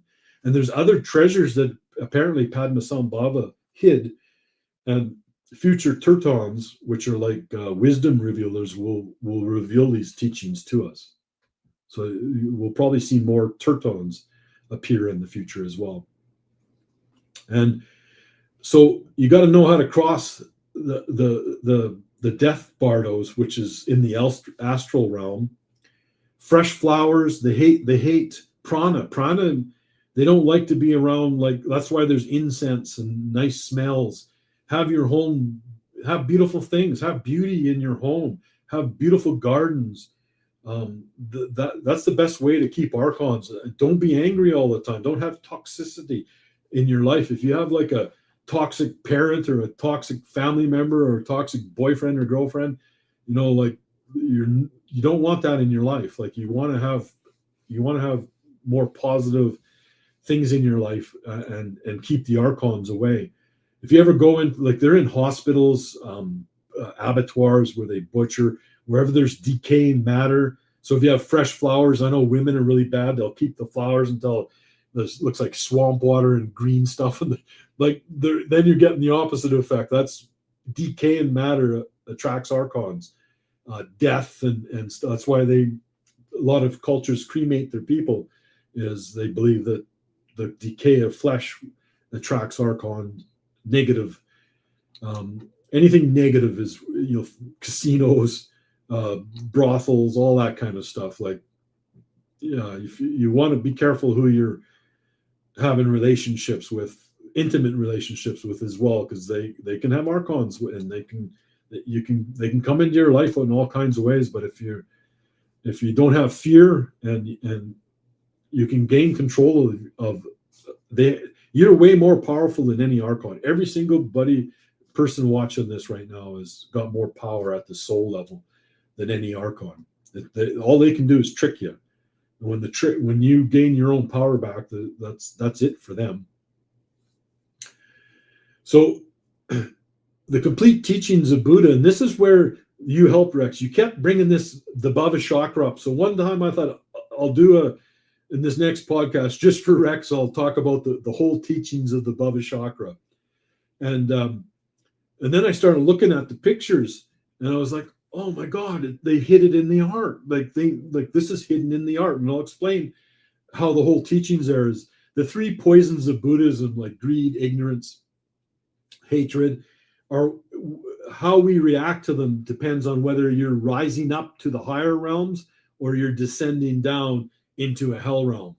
So those are the three main poisons of Buddhism that you need to overcome to make sure you're going into the right realm.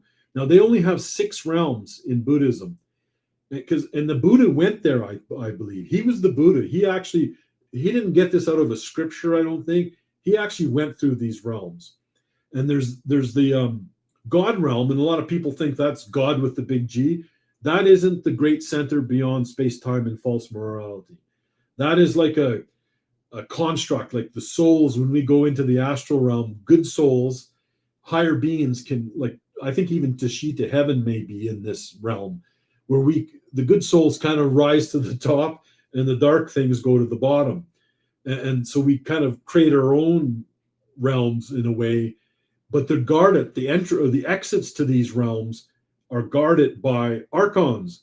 And the Yama, I believe, is an Archon. And in Buddhism, they try to make him a little bit nicer, and they say Manjushri Buddha has control of him, and he might. And there might be he might be the one Archon but like El Morey told Nicholas Roerich that the Archons or the dark forces have kept, like a long time ago, we could move more freely around the multiverse, where you could stay here for a while, learn some life lessons, and go off to another place. A lot of us have been stuck here too long because the portals, just like it said in that Emerald Tablet, the portals have been blocked by these guys, and only the enlightened man can escape. So Buddha knew that we were going into the Dark Age. The Archons were still going to be in control of everything. And so your only way out of here is attain enlightenment. Otherwise, you just got to ride it through until we're out of the Dark Age, basically. Buddha knew that. And that's what he's trying to tell us here, is you see this guy's got complete control of all these realms. So there's the demigod realm, there's the human realm, and the human realm is the best realm to attain enlightenment. There's the animal realm, and then there's the hell realm that it goes from hot to cold, and then there's the ghost realm. Now, a lot of people will ask, where is this when you talk about the other Bardo, or the other side of life, basically. And it's not just a place on the earth. It's like a grid between all of the planets, well, the inner planets, the sun and the moon. And the Gnostics described this probably better than Buddha did.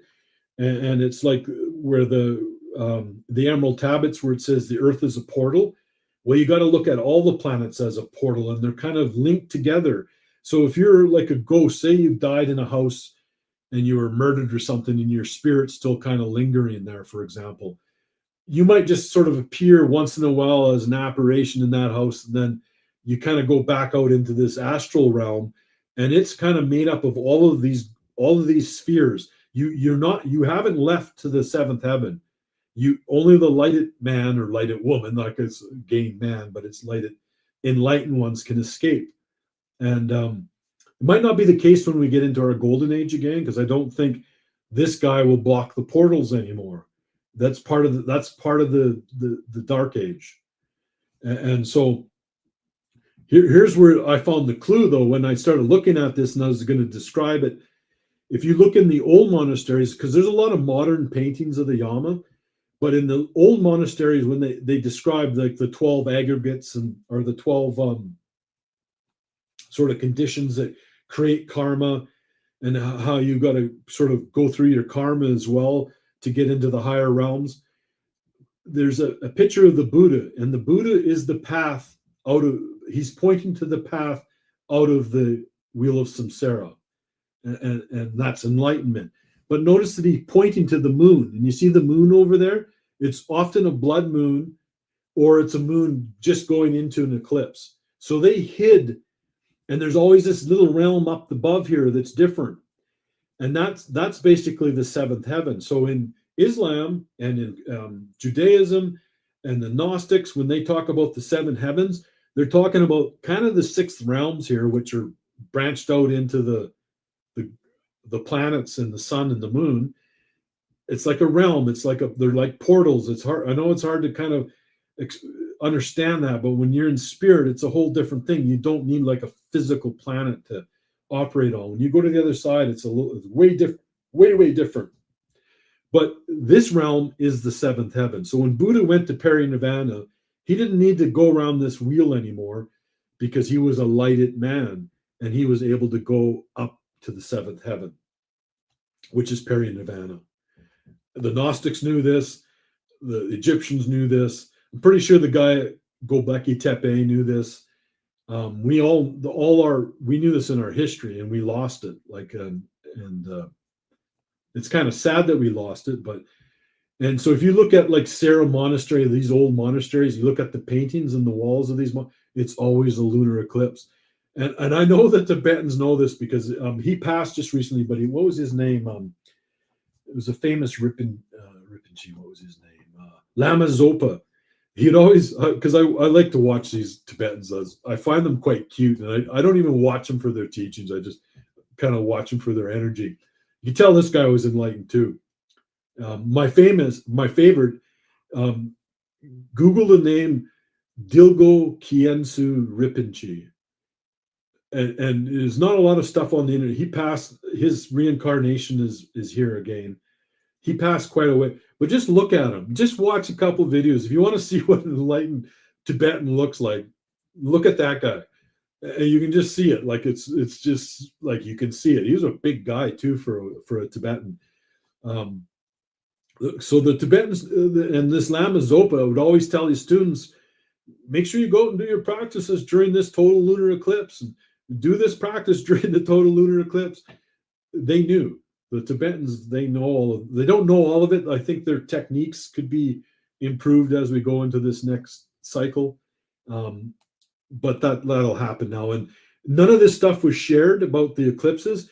And some guy in Australia sent me a link to a Tibet. They're starting to talk about this now. They're starting to release all this information. And it might be because of me, because I'm telling everybody, and they realize that it's out, the cat's out of the bag now. And all of a sudden, you'll start finding more of this information on Tibetan sites. And so they know this, but it was secret pith instructions because we were still in the dark age, and we're still not fully out of it yet. So don't do these higher practices until you're truly, truly ready.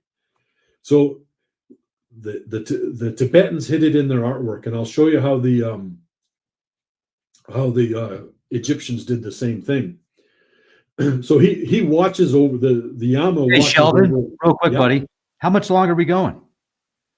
I don't know. I think, holy crap. I'll try to get it done in an hour. Is that good? This was supposed to be 2 hours. We started an hour late, but yeah, I guess. Let's keep going. Okay. So apparently there's bodhisattvas that go into every one of these realms to help sentient beings escape. So you don't want to get stuck on this wheel of samsara for lifetimes. You want to attain enlightenment. The only way to get out of this reincarnation cycle here is enlightenment. And they call it the seventh heaven in the Mesopotamia and a lot of the Gnostic stuff. So they kind of knew this. So in the there's a sutra from China, and this is probably why the Taoists knew a lot of this, but it states that during lunar eclipses, one can accomplish the highest attainment, and during solar eclipses, one can accomplish the highest, the medium, and the lowest attainment. And that's why some of these dark things happen during solar eclipses, like where there's wars started, because it magnifies that energy. So our controllers knew this a long time ago. Like this is right out of the sutra, and so it's obviously been known. And then the Kalachakra Tantra, and this is just the fragments, but it states positive actions increase 1,000-fold during a lunar eclipse, and then during a solar eclipse, it's 10,000. And that's why I said we should all be happy thoughts, sitting in circles, visualizing a world of peace and beauty during solar eclipses. And half the time, the controllers of the world got us in fearful situations during solar eclipses.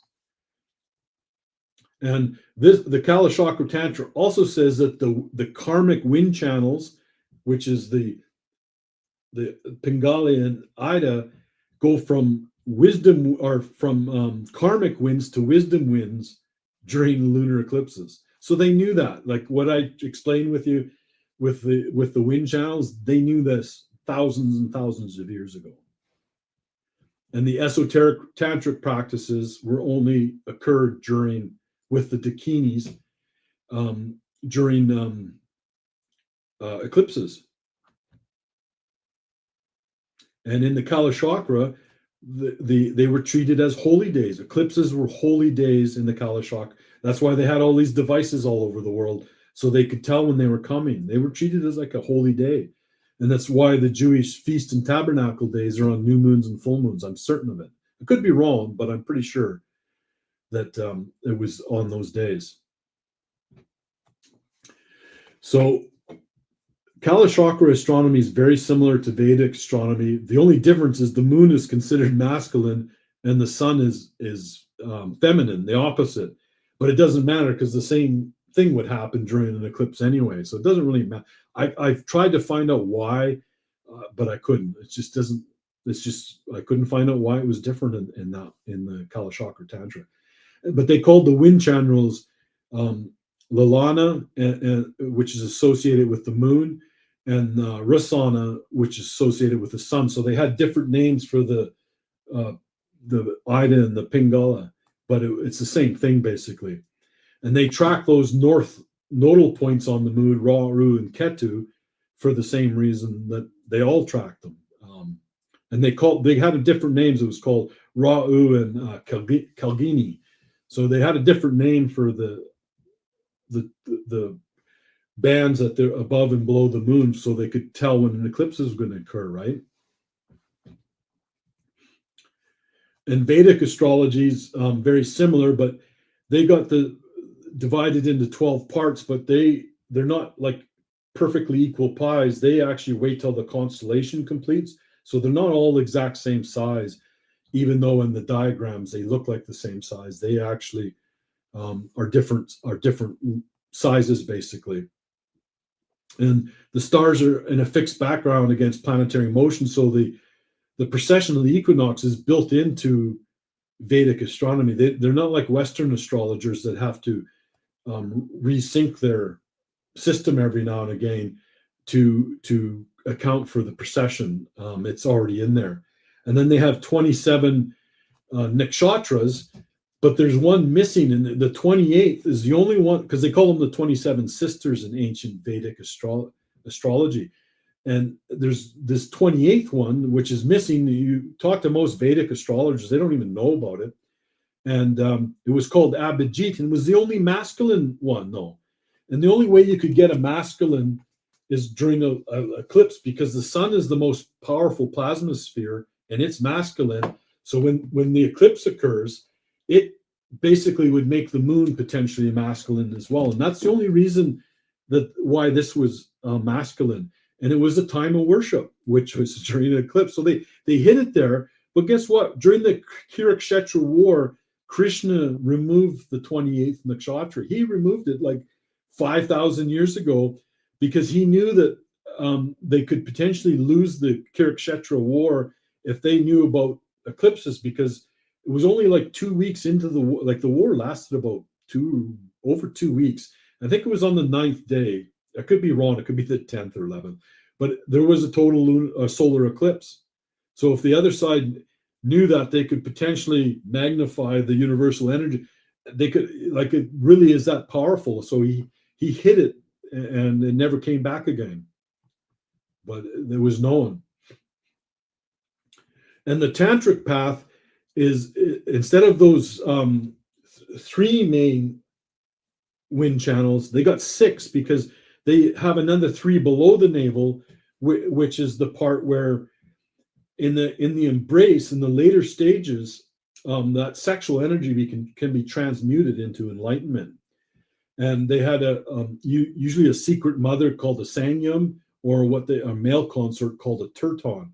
So it usually was a very advanced being that in the union, those 2 orbs could join together, and they would pull it down together, because you're dealing with somebody who's very highly, like a high master, and they would pull that energy down together and rotate it and bring it back up. And that's why Tantra was so effective. A lot of people have become enlightened through Tantra practices, but it usually, like a fairly advanced being, you have to do that with. A lot of these Tantra schools in the West are probably not really what you want to do. I was going to write a book on, like, my final book on just the whole thing about Tantra, and I just haven't, because I know it will get all abused and stuff. And you don't even need to do these tantra. If you have it's a good path, but you can do it without tantra. Like what I'm trying to teach you, like can be done without tantra. Buddha and Wei Nang became enlightened without tantra practices, but he gave this teaching, so he knew about it. And the Emerald Tablets of Thoth, we don't have the original tablets, but the moon, we've got this moon crown that represents basically an enlightened person, somebody who's shifted their Buddha nature, just like the guy at Karahan Tepe has that big seashell looking thing over his head. And the anak is tuned like a singing bowl, and you'll often see them holding anak and ankh to their lips, because it's like if you ever hit a tuning fork and touch it to your lips, you'll feel it go right down your Shushanam region. It's like, so depending on what frequency it's tuned at, it works like a Tibetan singing bowl. And this goes back to, like, the worship of Thoth goes all the way back to 6000 BC. So not as far as Karahan Tepe guy, but it still goes back. So this is where it was hidden. Like, remember how you made me find the hidden part in the Bava Chakra? Well, I started looking at the Egyptian stuff a little bit deeper, because I saw the Ankh and figured out what that was for, and the moon. Like, it was all pretty obvious for me, right? But I knew there was got to be something more here, and I'll explain that now. So Horus is seen as the sky god in Egyptian mythology, and the right eye is considered the eye of Ra, which represents the sun and logic and male vitality. So they knew about the masculine and the feminine wind channels, because they're talking about these two eyes, right? And the left eye represents the moon and is associated with feminine energy and creativity. And the ancient Egyptians were also aware of these masculine wind channels of Pingala and Ida, and they called the body's vital life force Met. And the pathways were called Meket and Sahu. So they actually had names, just like different names in the Kalachakra, just like the names in the Vedic stuff. They had the same thing.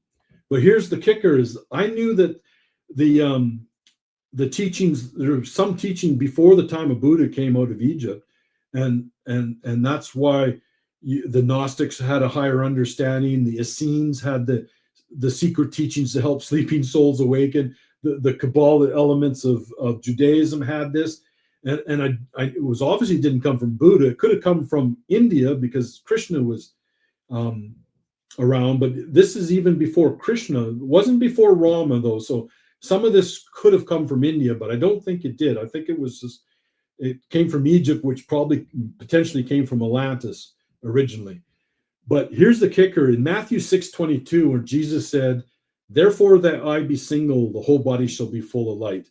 I've written about this in both of my books, like one I wrote like 15, 16 years ago.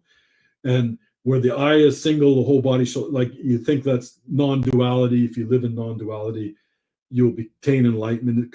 That's the low-level part of that thinking. And I knew that because his parents apparently were both Essenes, and John the Baptist was an Essene. So it's a good chance that one of those three people would have known some of these Essenes' secret teachings to help sleeping souls awaken. And it came out of Egypt. So this is not in any scripture, but this is what I'm pretty sure what this really meant. Is in ancient Egypt, they said, when the cosmic eye of Horus is single, when the moon and the sun come together, the whole body shall be full of light. That's where he got that from. And so that teaching was, and it's in the eyes of Horus, the left and the eye, like they give it a masculine and a feminine. They knew all of this in ancient Egypt before the time of Buddha.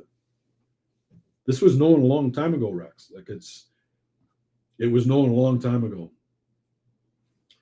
So all of these ancient megalithics, when you look at the Vedic sidereal zodiac, and you got the 27 nakshatras, one was hidden. Krishna hid the 28th, which was when eclipses happen. And it's not even at the end. I think it's between 6 and 11 degrees. I might be wrong on that, so hold me to that one, but if somebody wants to look that up, they can see it. And so if you look at these sites, so this is this Vedic sidereal zodiac. It goes right over top of Stonehenge. It goes right over top of the one in Armenia. And the one in Alberta, it goes right over top. But the one in Alberta is hard to see, but it's got 28 rays radiating out of it. It doesn't have 27, it has 28. And the Auberry holes are 56 in Stonehenge, because that's double of 28. They've just made a device that's even more fine-tuned. And so it's twice, so they get more fidelity. They get a more accurate device, basically, for predicting eclipses.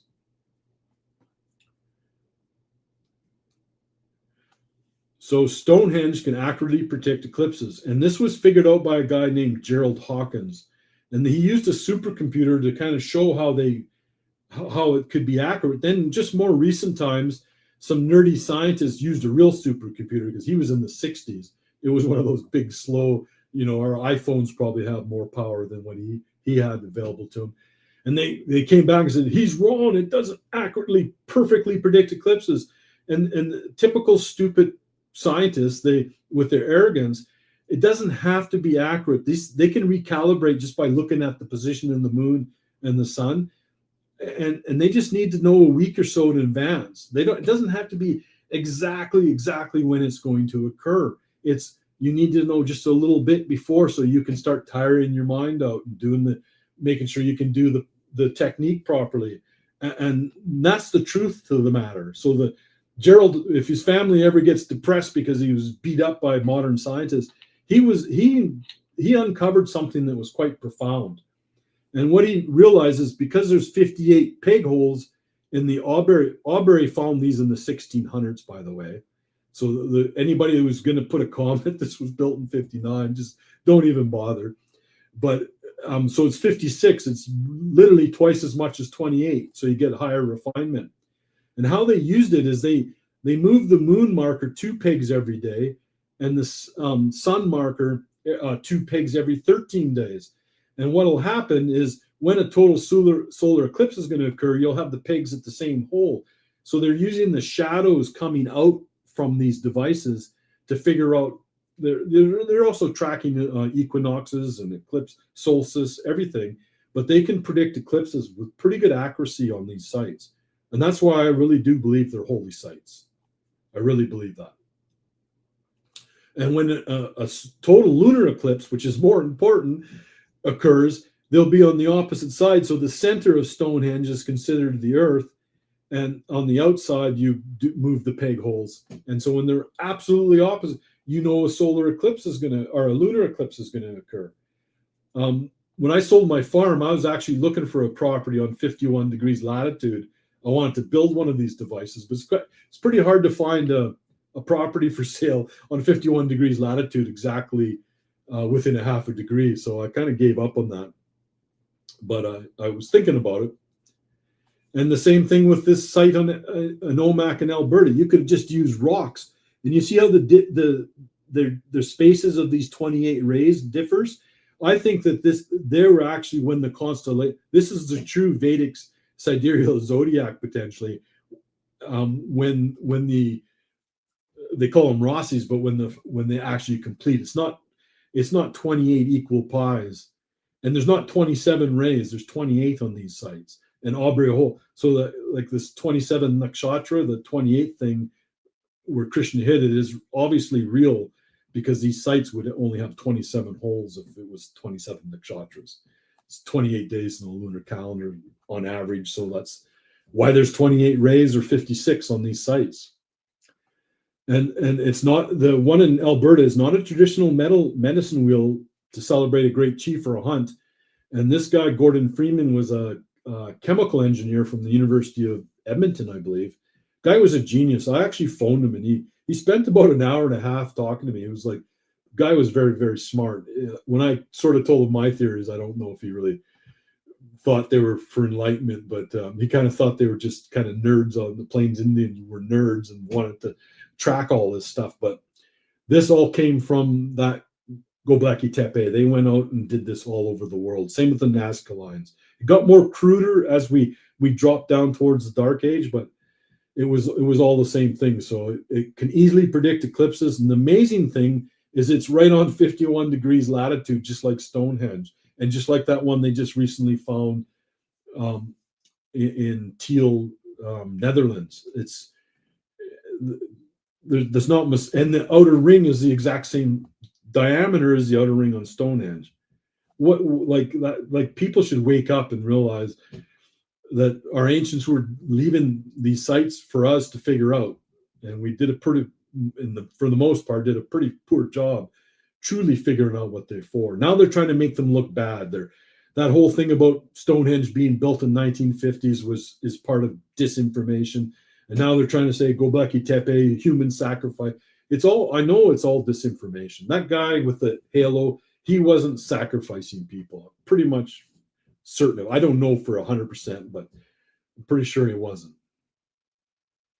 So when you're exactly on that 90 degrees, where the moon rises and sets and where the sun rises, it's exactly 90 degrees. And you can only do that within a half a degree of 51 degrees latitude.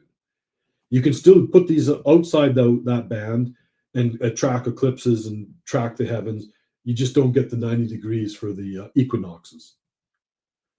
And they're all over the place. They found them in Armenia. They found them in Mongolia. They're in Tibet. They're in Spain. They're on the Canadian prairie. The Nazca lines in Peru. They all can do it. So, and I think this second motion of this other sun is definitely with Sirius, because Sirius is 25 times more luminous than our sun. It's an important star. And it's only 8.6 light years away.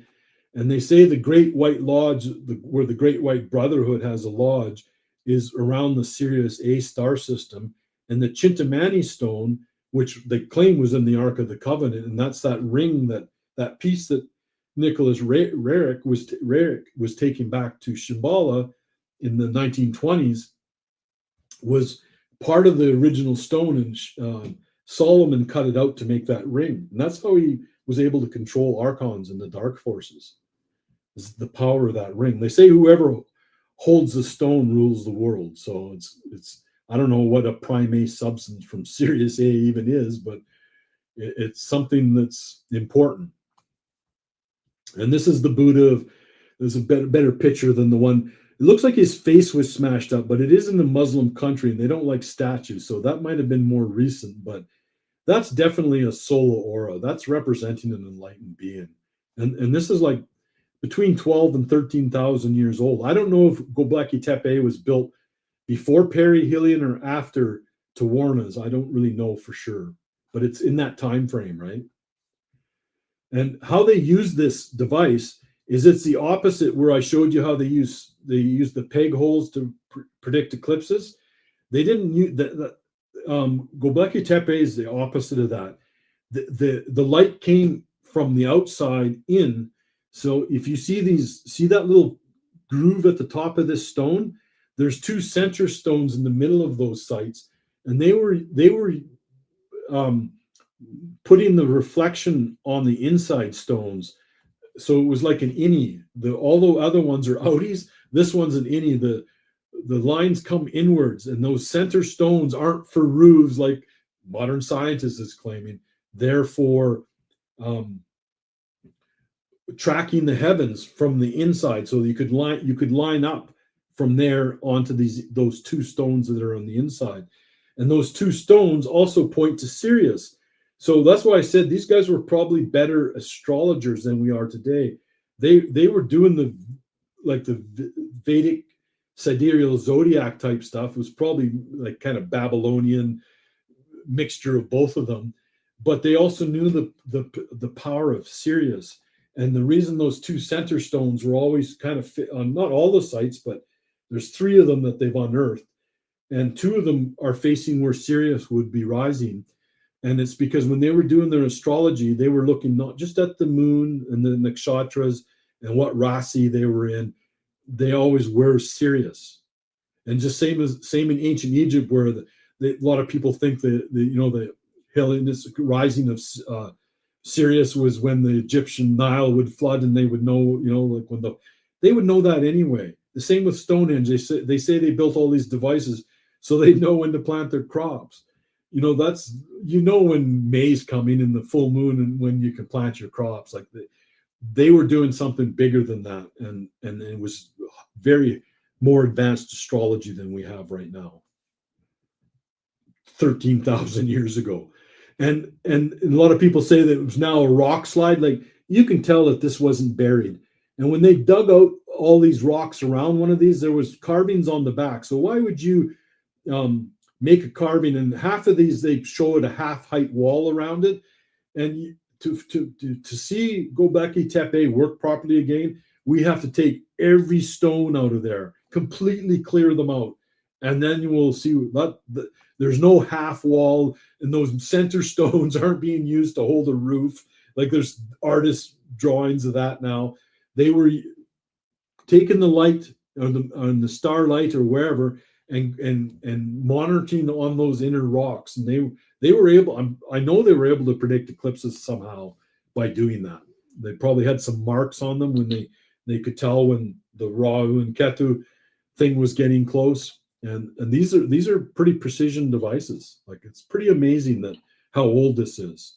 And I believe that this was like the main center of knowledge back in the ancient world, like Nalanda was in the Buddhist world. And they took that out, like somehow the one in Teal in Canada, and they're all linked to this somehow. This ancient knowledge goes back to this. So if we want to make these sites work again properly, we got to take all of this stuff out, every last bit of it. So it's just these devices in the middle, and then they shine into these middle devices, and that's how they were making these things work. So they could do astronomy. In the ancient Buddhist world, there was a place called Nalanda, and it was a spiritual place of excellence. It had libraries and universities. Some king invaded and burnt it all down. But I think this is what Göbekli Tepe was. It was like the ancient world, or the Buddhist ancient world, which this is even way, way more ancient, like a Nalanda. And we're almost finished, by the way. So they took this went all over the world, this information. And you see these 3 handbags, they shows up. I know everybody's always wondering, but I think it was a Mari elder that claimed that he was taken by star people and told that these bags contain ancient knowledge. And of course, modern scientists, I read just an article the other day how they were saying they're water bags, like pretty pathetic little water bag, right? And I think what the 3 bags represent is they had ancient knowledge in them. So the first bag was astronomy and astrology and how to build these sites. So that's why they find the bead from this area in Netherlands. It's 4,000 years old. And obviously this area had influence on building Stonehenge and all these sites. The second bag, probably the unknown Dharma teachings. So they might find, because they need to go out to the top of the hill on this site, where I think and there's a olive grove there or something, but I think that's where the real secrets of Göbekli Tepe, and they've closed it all down. Surprise, surprise. Like, all of a sudden there's like, they don't want anybody to know about this site. But I think that, I don't know if we'll ever find those unknown Dharma teachings, but you don't need them. You could just got them, like I've just given them to you. I don't know. They might have had better ones. I don't know. But they had some teachings there as well. And I think the third bag was agriculture. And if you go on Google Earth, anybody can do it tonight, and look where Göbekli Tepe is and Karahan Tepe. They're on perfect knolls to do astronomy. They're really good places for that. But if you look just a bit south to them, this isn't Turkey, there's this big round area, and you can tell it's an ancient sea or an ancient lake bottom. And it's extremely fertile there. So these guys were also big on, because if you don't have agriculture and grain and bread, and you're not going to have an advanced civilization, right? So I think the third bag was probably agriculture, something like advanced agriculture, plows, implementation, whatever. And that's what Göbekli Tepe was. I think this is my last slide. So this is the other one that blew me away. This was found in a Greek shipwreck that was 2,000 years old, the shipwreck. And some people figure that the device itself might be like 500 or even older, like an ancient device in an ancient shipwreck. But when some guy figured out with all the gearing ratios that these things can predict eclipses to infinity accurately. You just have to sync up where you're at. It's like a handheld. I think maybe that watch that you see on some of the Anunnaki, maybe that was how to predict eclipses. But why? Like, we can't even make that device today.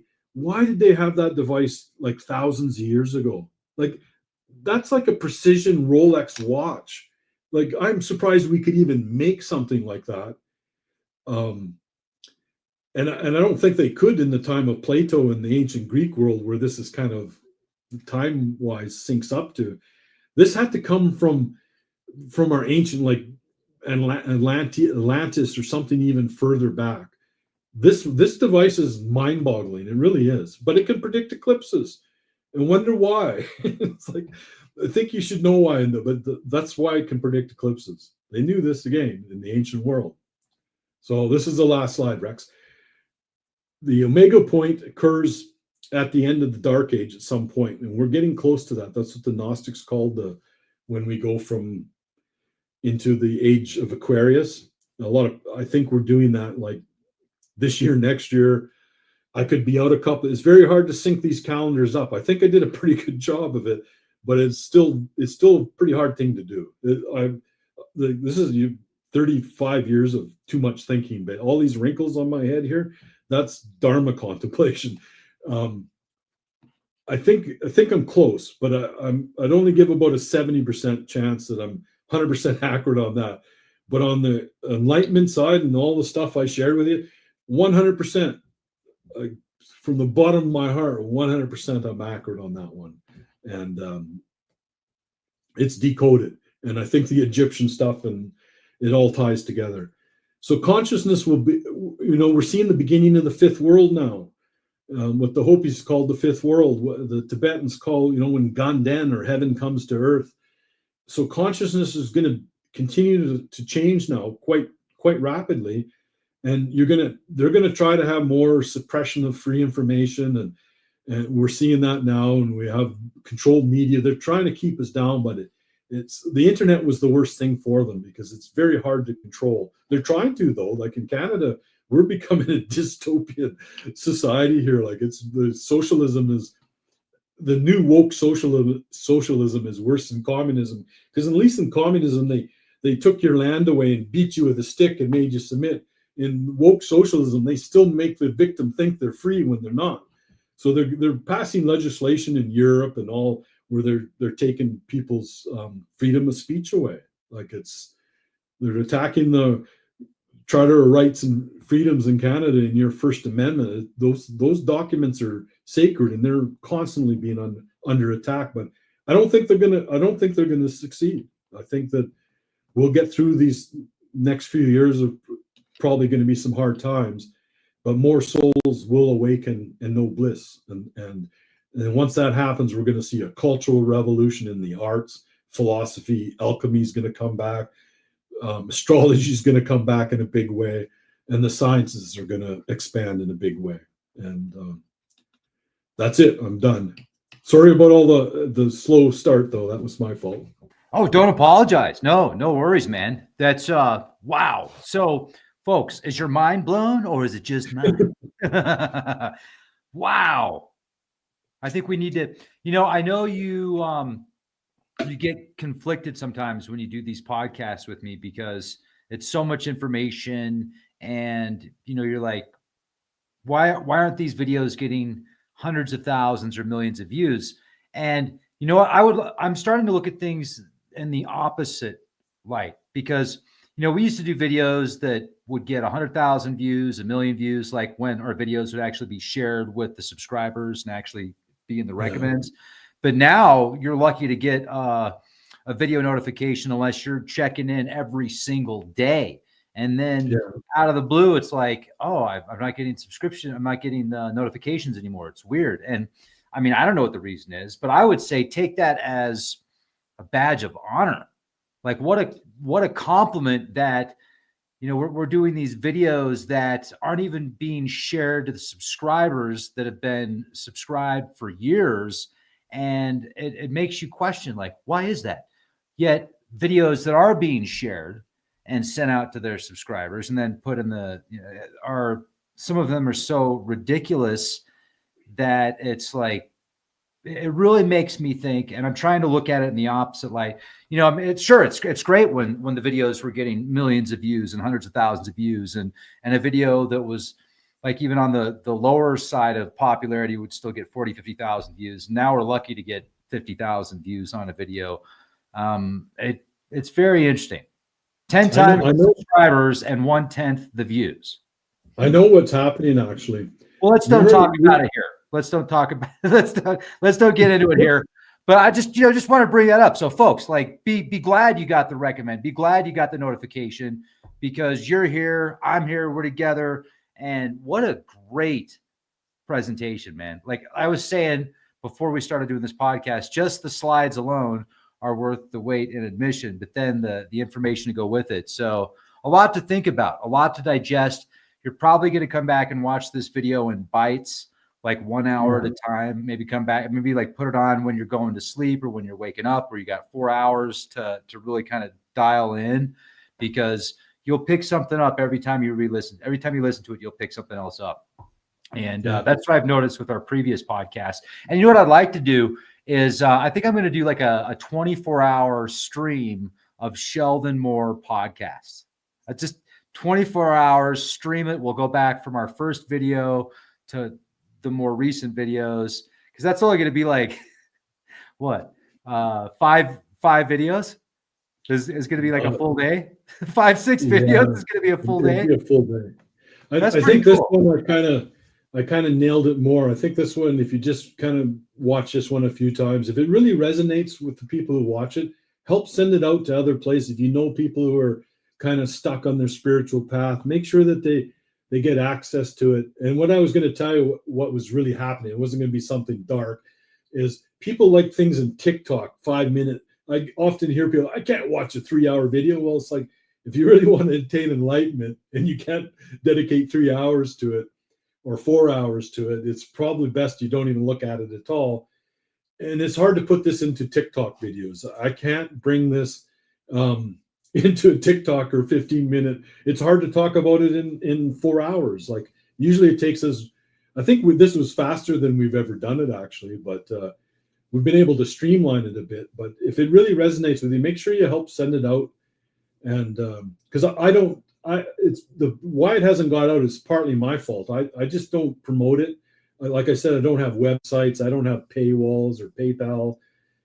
I kind of do shows with you and a couple of other people, and that's it. And I don't do them very often, and I'll probably do them less and less. So if it resonates with you, send it out to other people. Make sure other people watch it, because this is an important teaching. Buddha knew this, our ancients knew this, and we all need to know this, because we're changing yugas. We're going into a better cycle, and now's the time. Now's the time. Know the bliss.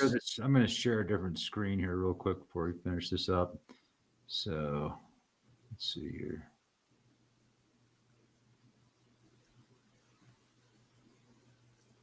So even though Sheldon's gone through probably everything in his books, you probably want to pick up a copy anyway, and they're so affordable. I mean, you might as well just to have one around. You know, you definitely, unless you're selling 1 million copies, and even at 1 million copies, you're not going to make as much as you might think, but you should just pick up a book. So you got Remember Zen, and then what's your most recent? Is that the Forbidden Teachings? The Hidden Teachings. The Hidden Teachings, that right here. There, yeah. Yep. So that one's got everything we talked about tonight. And if you read it and you like it, just leave comments, because that helps too. I've got a few people doxing me, and they like to put negative things on my work. They usually do it in the podcast too with comments. Yeah. That's just the way life goes. But if you read that book and you find that it has some important information, make sure you try to leave a comment on Amazon. And I had to put it on Amazon when I got my first book published. 2 publishers wanted me to remove the entire stuff about eclipses and about the Kalachakra Tantra. They wanted everything else in there, and for some reason they didn't want, because they thought it was too much of a kind of off the Buddhist tracks. But it's actually in the Buddhist teachings. We just have the fragments of those in the Kalachakra. So most people didn't even know about that. So it was the first two publishers actually wanted me to remove the best chapter, basically. So I had to publish it on Amazon. That was the only way I could get sort of my work out there without it being edited by publishers. Yeah. Publishers are good at that. They're definitely good at telling you what they think the book should be about, what should be in it, what shouldn't be. And on that note, I want to say thank you so much, everybody, for being here with us. And if you would also check us out on Rumble. We do live streams on Rumble. And you, well, let's just say there's certain things we can talk about on Rumble. And there's also, if you want to get exclusive content, if you want to listen to the interviews I've done with Sheldon that aren't up on YouTube anymore, you can go to our Patreon page. We have a ton of interviews there from guests from around the world, and probably about 40 hours worth of interviews with Sheldon. So just jump on over to Patreon, check out Leap Project. Have a beautiful day, everybody. Be excellent to each other and be the change you want to see. Sheldon, thanks, brother.